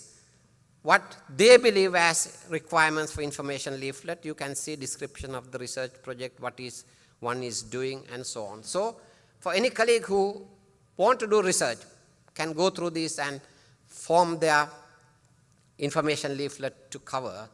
This is locally generated information by our colleagues who are experts on ground. Then we also went and got consensus about what components are required in the consent form. Because the US consent form is a mile long. That's to cover litigation. But this is again local recommendation. Then we went and compared the WHO checklist with what the ethics committee members agreed. And you can see what was agreed. So, the discussion, most participants acknowledge that the ECR they serve, submitting the information leaflet and consent form with the study protocol was important. However, they believe lack of critical mass, adequate capacity hampers proper functioning. They believe that there should be an increase of critical mass, increased contribution to training, adequate educational reference material, increased awareness, and most ECR members rated most components of the WHO checklist was appropriate to our part of the world.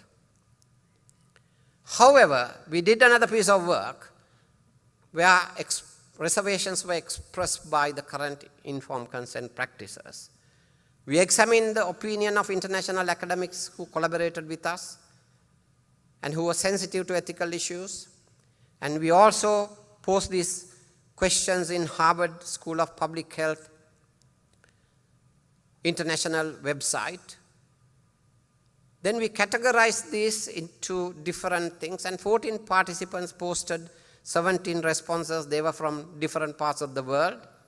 I'm not saying this is very comprehensive, but it's a snapshot, and the results were that when we analyzed this, current practices and existing models, reservations was expressed about the current informed consent practices. The repeated theme which came up was conflict of interest. One verbatim example, they said most cases researchers from developing countries bring about conflict of interest who always work on strict deadlines.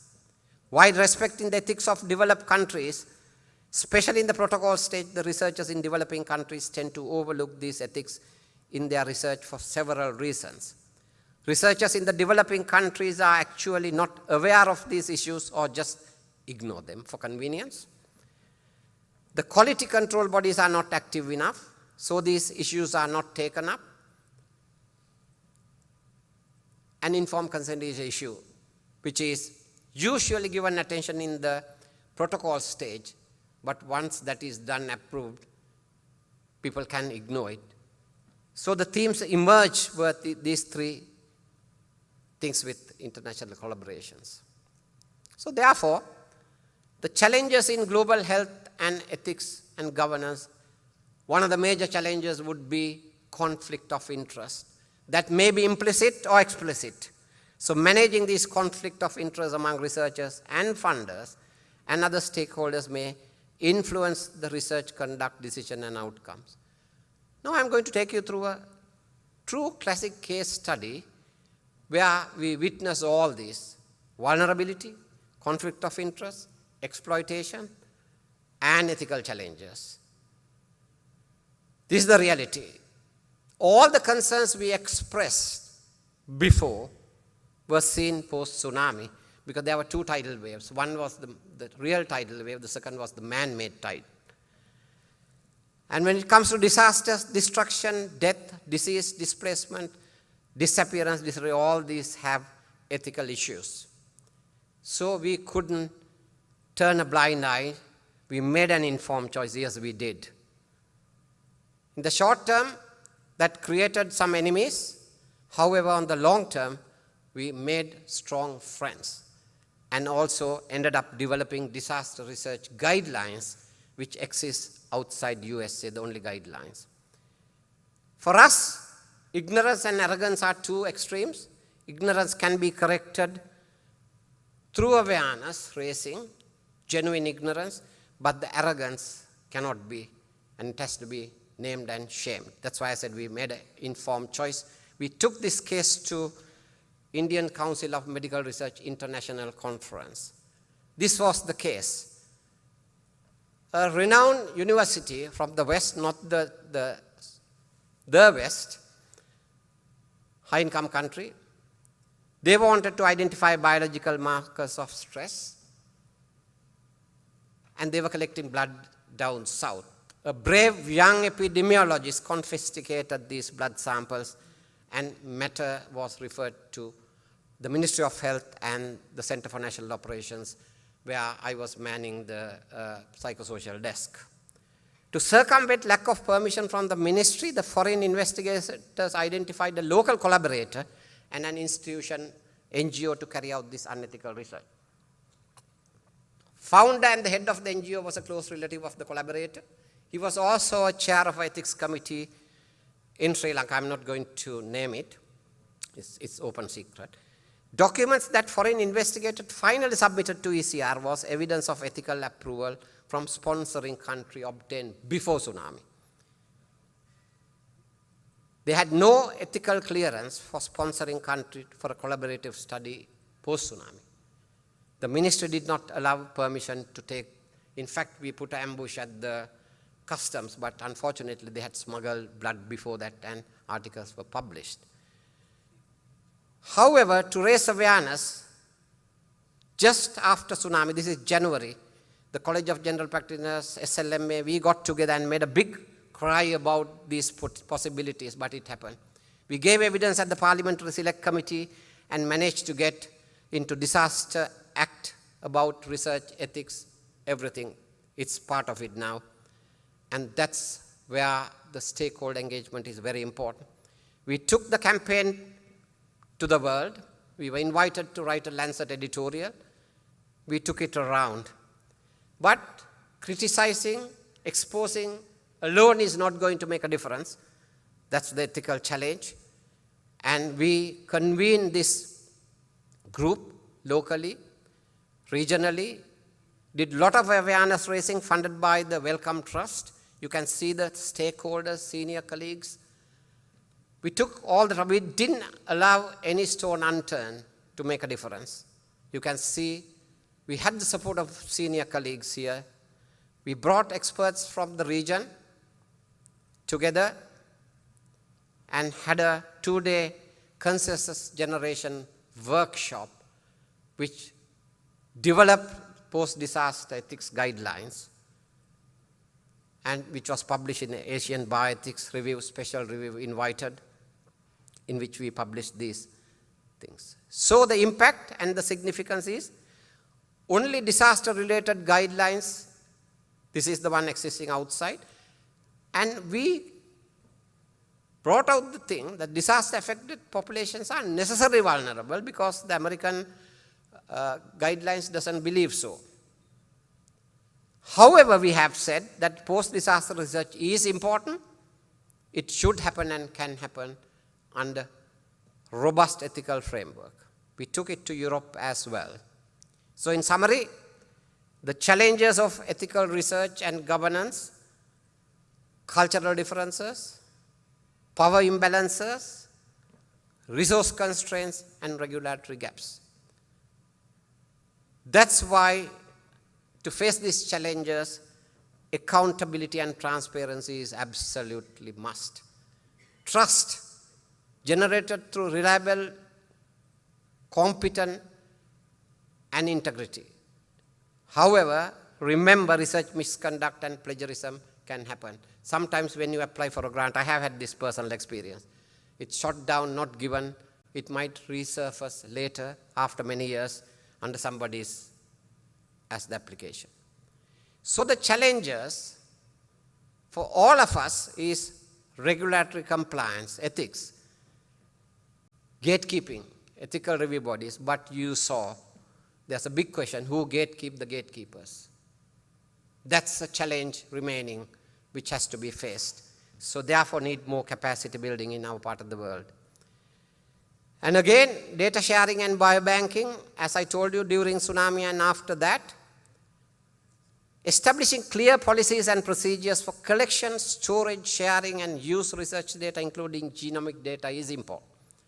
Balancing the need of data sharing to promote scientific progress with protection of privacy, confidentiality, data ownership, and intellectual property is important. So, appointed by the Medical Research Council, I was fortunate to give leadership to this conference to share experience, particularly establishing a biobank in Sri Lanka as well, bringing the attention of funding agencies and decision makers about these issues which I mentioned. We managed to meet. I have put Professor Chandani Vanigatunga saying inclusiveness.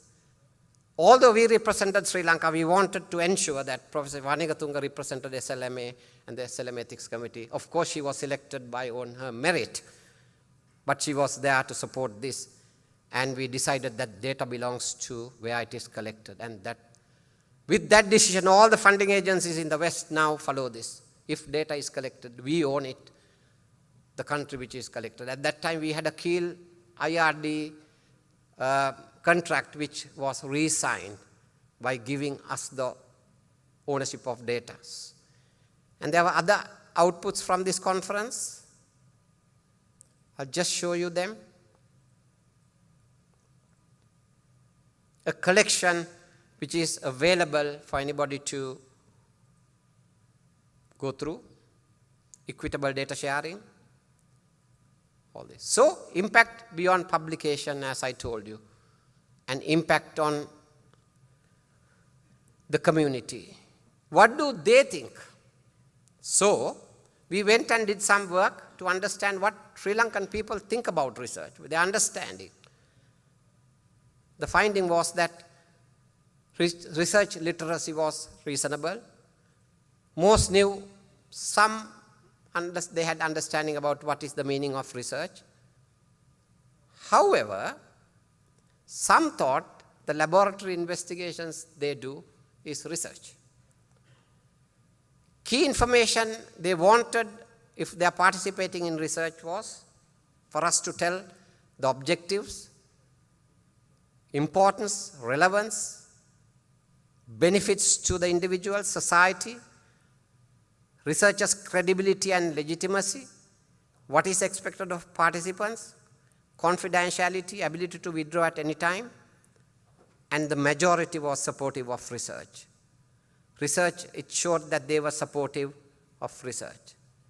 So, you might think why we embarked on this journey of ethics.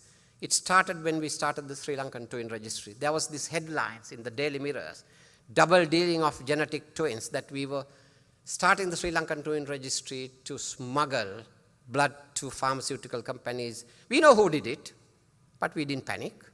Our strategy was engaging the public, awareness raising, developing guidelines, and the DNA was never sent abroad. In fact, we established a state-of-the-art genetic lab. And then, under Professor Jonathan Ives, he went and investigated about the people who participated in our research, genetic research, their understanding. And the emerging theme was, as I mentioned, what is most important, the issue of trust. This is the paper.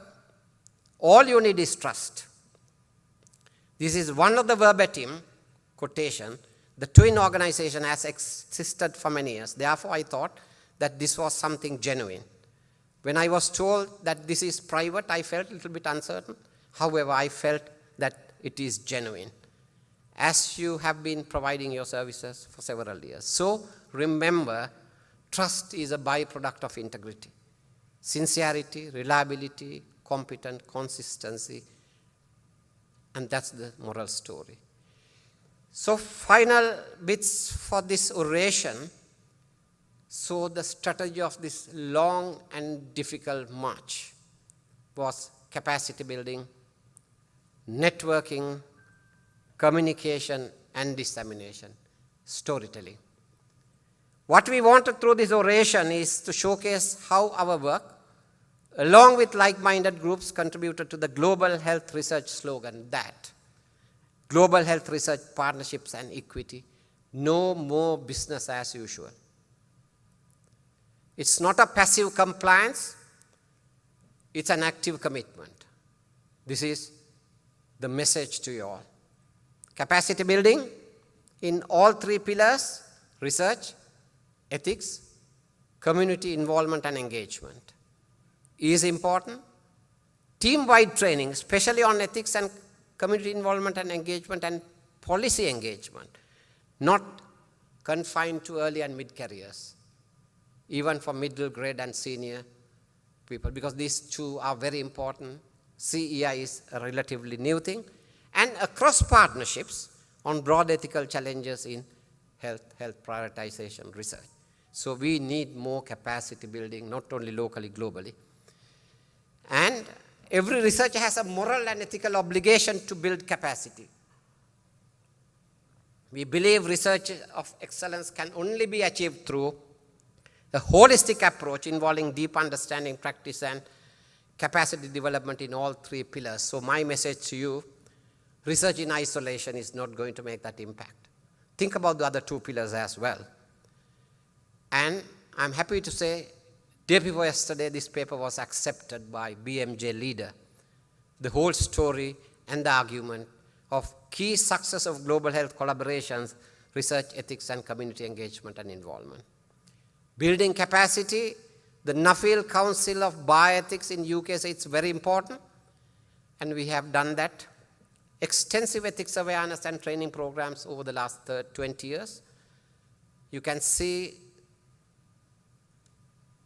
from these pictures, continuous, consistent, sustainable work, not only in human subject ethics, medical, veterinary ethics. And as a result, we were invited by the UNESCO in 2017 to hold the international course in Sri Lanka over 5 days, 35 selected people from all over the world, and Buddhika was one of them, master trainers. We invited all the experts. Now, that's one of the differences in our work. We are inclusive. We ensured that everyone who has a stake would have a role. We have carried out extensive work with Vietnam colleagues, Pakistan, India. I'm not going to bore you. And again, establishing guidelines. It's important because sometimes the guidelines are ambiguous and moral rights and wrongs are not universal. So contributing to these guidelines from our perspective. Why? Because ethics is a critical but supportive friend of research. It's not an enemy as some people perceive. Ethics can only enhance the quality of your research, like you are protecting your most important gold for women. So final bits, I'm going to share you a few slides to show you how we walk our talk, sharing experience from Global South in establishing this research institution from scratch, but with 3 pillars: capacity building, partnership for mutual benefits, not allowing for exploitation of our research participants, which is gold for us. Working for policy impact, which is very important.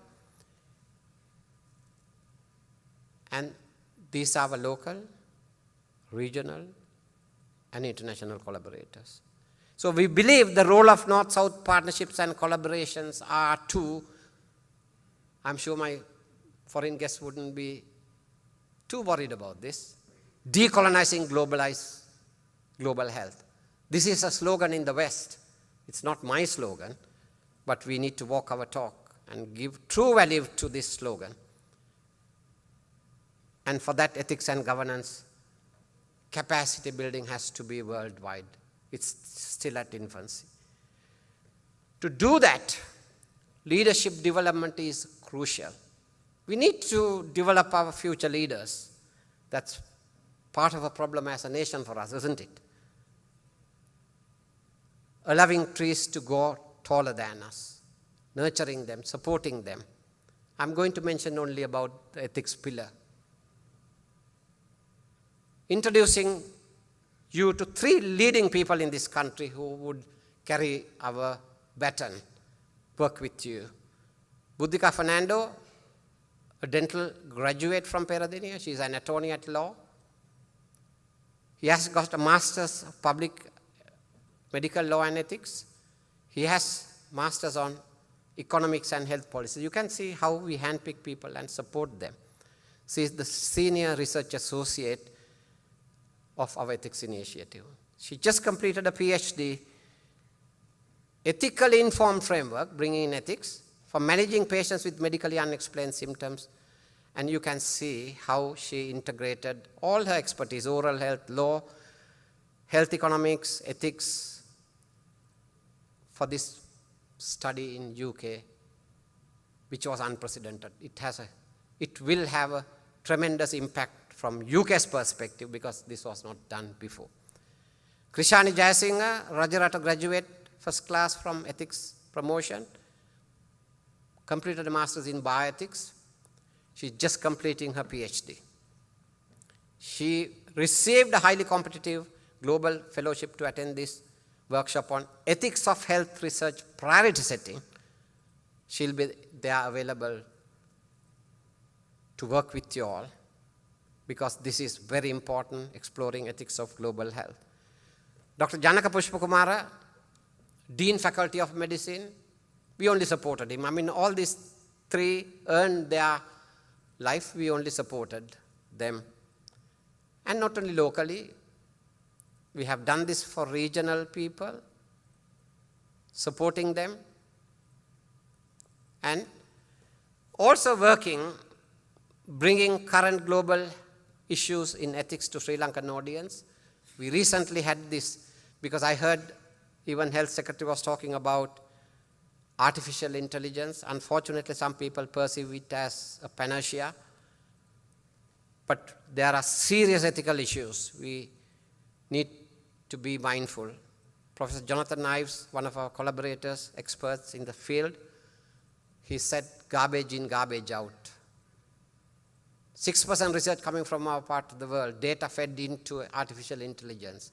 What is out, evidence-based or evidence-biased? So be mindful about it. So we believe the role of North-South partnership is not one-directional, it's bi-directional of transfer of knowledge, and that had been our focus. We work to bring modern knowledge into Sri Lanka, but at the same time ensure that we take it back to the north, global north. And you can see from this photograph, Sri Lankans, Professor Ajit Nahagawat, Sunil Dialvis, Nihala Besing. We took a team. We had a workshop. We speak what we speak here in everywhere else as well. It's not one thing in the north and one thing in the south, I mean locally and abroad as well. So we had this UK-wide workshop. We very clearly put forward our arguments and why we stand for these principles. We did it in Sri Lanka as well. I'm really grateful to all these Sri Lankan colleagues who support this work. And final few slides about community engagement and involvement, somewhat relatively new to you. There's an ethical dimension in that. That's why I brought in that here. Community involvement and engagement, or patient involvement and engagement, should happen throughout the research cycle, throughout. Right from the questionnaire designing to the end analyzing and disseminating. Particularly economic analysis, implementation, engaging the wider public, including industry, other stakeholders, which include policymakers and politicians. I'm glad that Professor Chandra Jayasumana is here. That is the missing link. And we did this work with the SLMA 2018, 2019. We have extensively done this outside the medical profession, thanks to Professor Duminda Gurige, who is carrying the banner in Rajarata University in a very big scale. And remember, that is the other crucial pillar, which is extremely important, because there's ethical dimensions to stakeholder engagement, because they are the beneficiaries of research as well. So people who benefit from research, you need to inculcate the concept that they have a moral obligation to contribute back, because it improved decision-making, health secretary, people who want services being involved, improved communication, increased understanding, and great understanding and support. At the IRD, we have a science journal for this, research journal, trilingual, and we have published all these. And the journal editor was a research assistant 15 years ago. He was awarded this Best Science Journalist Award. So that's how we support capacity building. Last week, we put forward this concept, Pariyeshana Walin Thora Sangvardhanayak Natha. You can recognize all this, National Science Foundation Chairman, Professor Alvis. And we brought for the first time, under one roof, politicians, printed policy, informed public, and we are following it. During the elections, we plan to bring this concept to all the political parties and commit them to say what would be their contribution to nation development through research. So limited time, I can't talk about public engagement, the importance, so probably it's another oration later.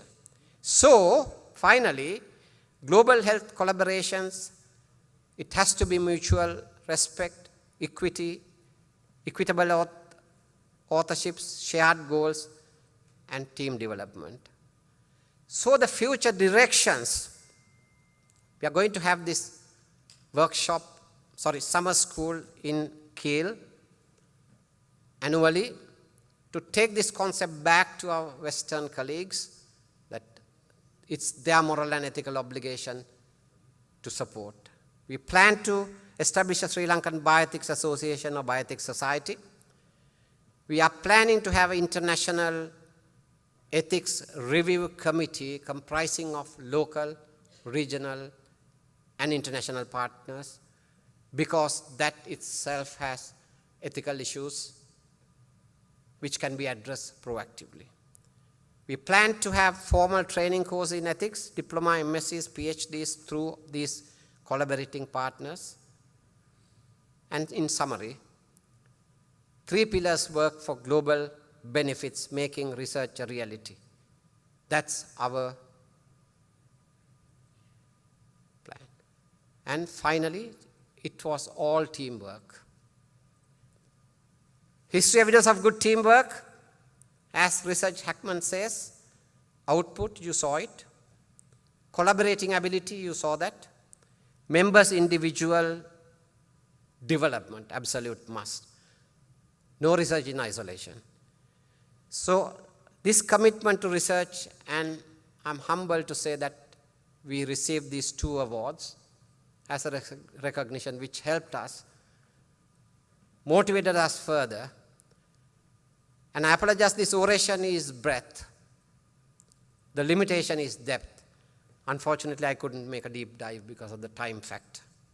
If I had to do that, this would be the deep dive over the years, and it will come as a coffee table book very soon to you all, because we believe this will have things to offer to younger budding future scientists. So we believe, go through, go over, go around, but never give up. It's very hard. It had been hard. But teamwork is absolutely essential. So, acknowledgements. I'm really grateful to the Slma Oration Committee giving me this opportunity. I know it was very competitive and it was selected on merit. There were more than 10 scripts. That's why I feel very humbly proud, not for myself, for our team. Recognize, appreciate, and acknowledge the most important resource for us, the gold, the research participants. They are not just numbers. Recognize, appreciate, acknowledge all the contributors. Unfortunately, I can't put the names. They actively contributed to these journal articles, and unfortunately, one of our leaders we developed, Chesmal, died very prematurely. To my lifetime mentors, Professor Dinath Samarasinghe, Professor Nada Vannasurya, and Professor Anthony Mann. Executive committee members, some of them are here. It was their support. We started as one room, and the people who can see here were contributors. Thank you very much. Sudat, Gominda, Dayaratna, you all are here. Dr. Kodituaku.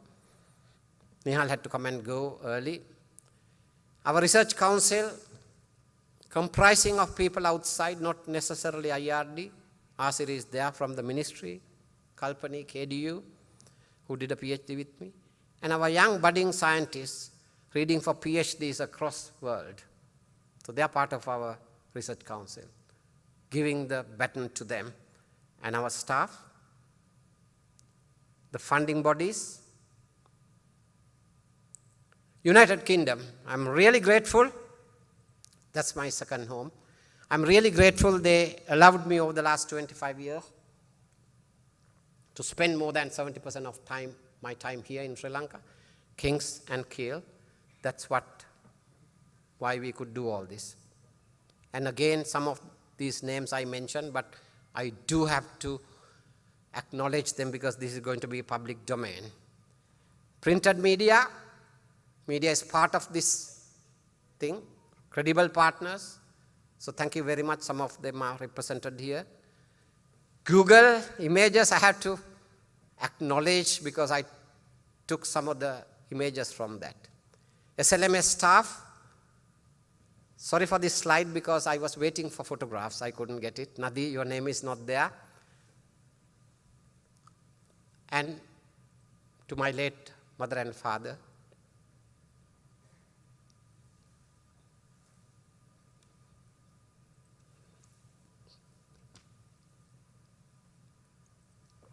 finally, to my family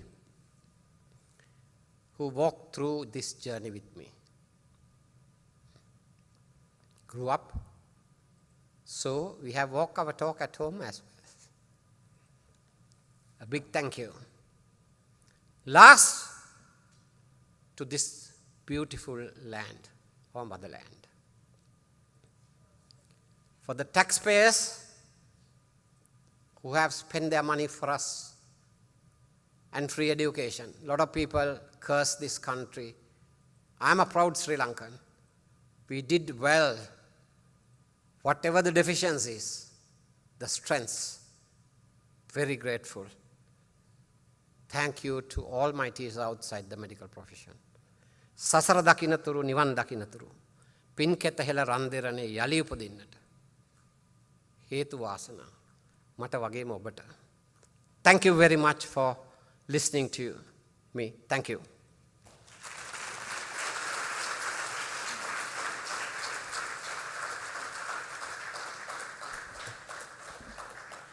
Thank you, sir, for that marvelous presentation.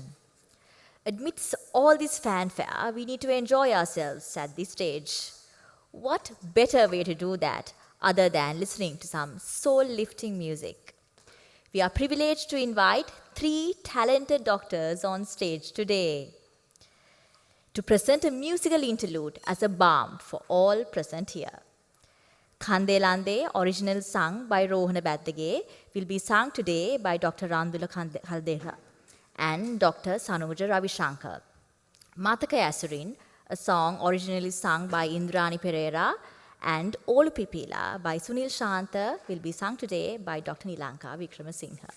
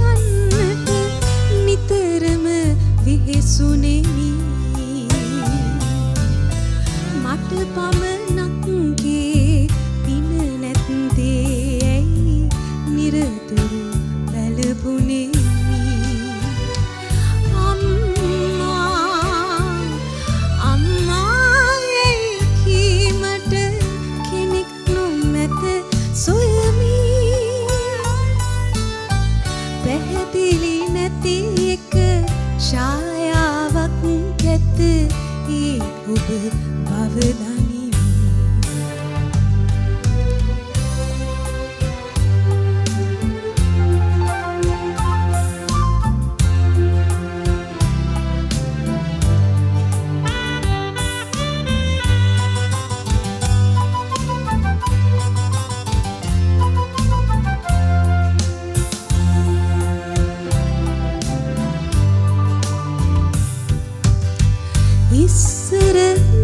දවසක උදෑසනක ඔබ මා නලවන්න ඇති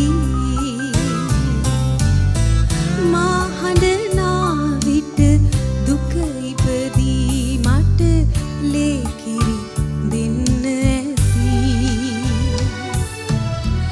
මගේ හිස පිරිමැද මගේ කට පිරිමැද මුව සිප ගන්න ඇති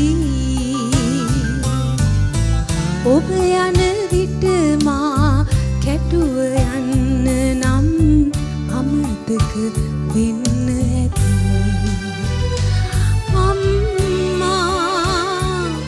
අම්මායයි කීමට කෙනෙක් නොමැත සොයමි පැහැදිලි නැති එක ඡායාවක් ඇත ඒ ඔබ බවදනි පැහැදිලි නැති එක ඡායාවක් ඇත ඒ ඔබ බවදනි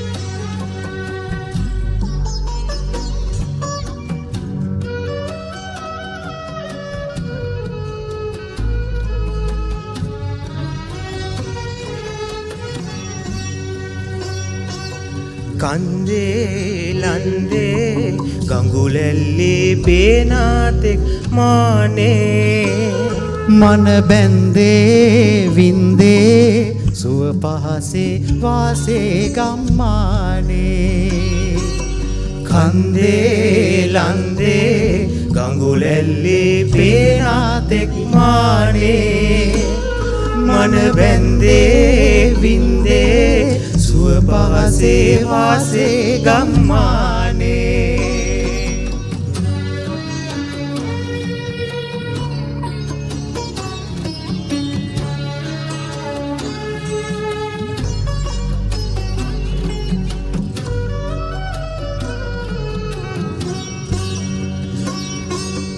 වෙල්යායේ දොළ පාරේ නිල්වන් ජලාශේ ගන්තීරේ ගුරුපාරේ සිරිදෙව් සිනාවේ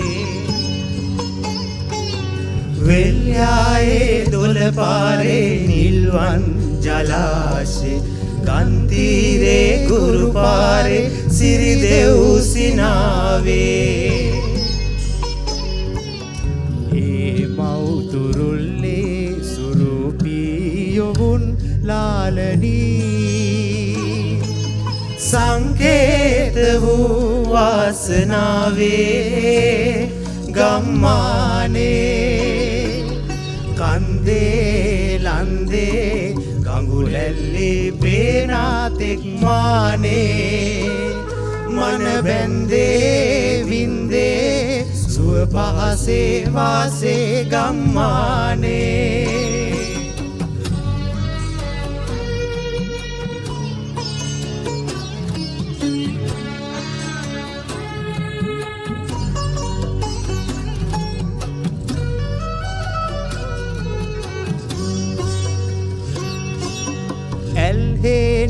තුරු සෙවනේගේ පැලේ විහාරේ පූජාවේ බෙරනාදේ ගැමි ගීතරාවේ ඇල්හේනේ තුරු සෙවනේගේ පැලේ විහාරේ පූජාවේ බෙරනාදේ ගැමි ගීතරාවේ පුංචි කාලේ ලැබූ ආදරේ සුන්දරත්වේ යයිදෝ නවෝදෙන් මැකිලා ගම්මානේ කන්දේ ලන්දේ ගඟුලැල්ලේ පේනාතෙක් මානේ මන බැන්දේ වින්දේ පහසේ වාසේ ගම්මානේ කන්දේ ලන්දේ ගඟුලැල්ලේ පේනාතෙක් මානේ මන බැන්දේ වින්දේ සුව පහසේ වාසේ ගම්මානේ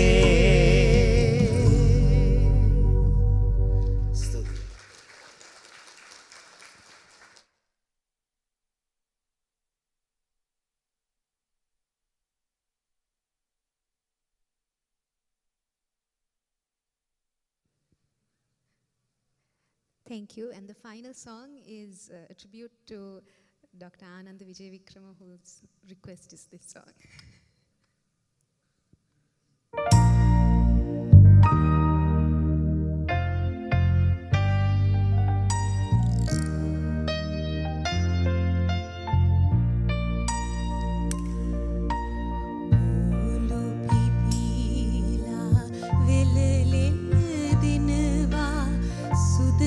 සුදේ නංගෝ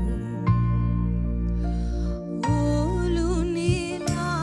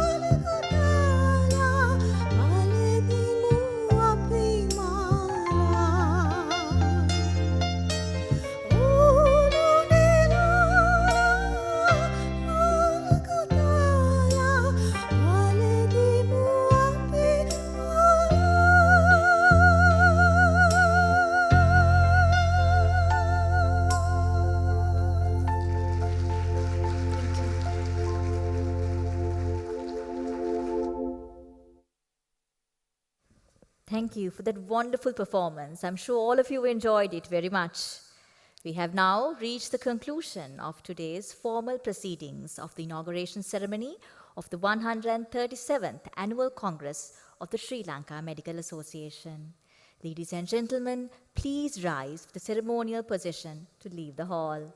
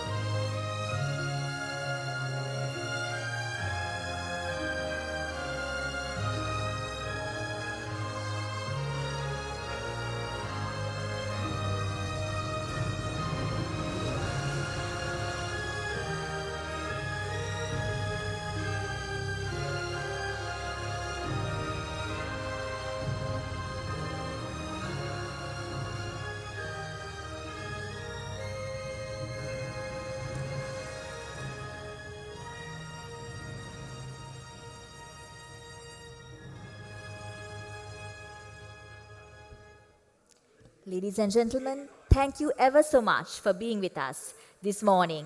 I would like to remind everyone that the registration table is now open for registration. Once again, thank you and please join us for lunch. Have a good day.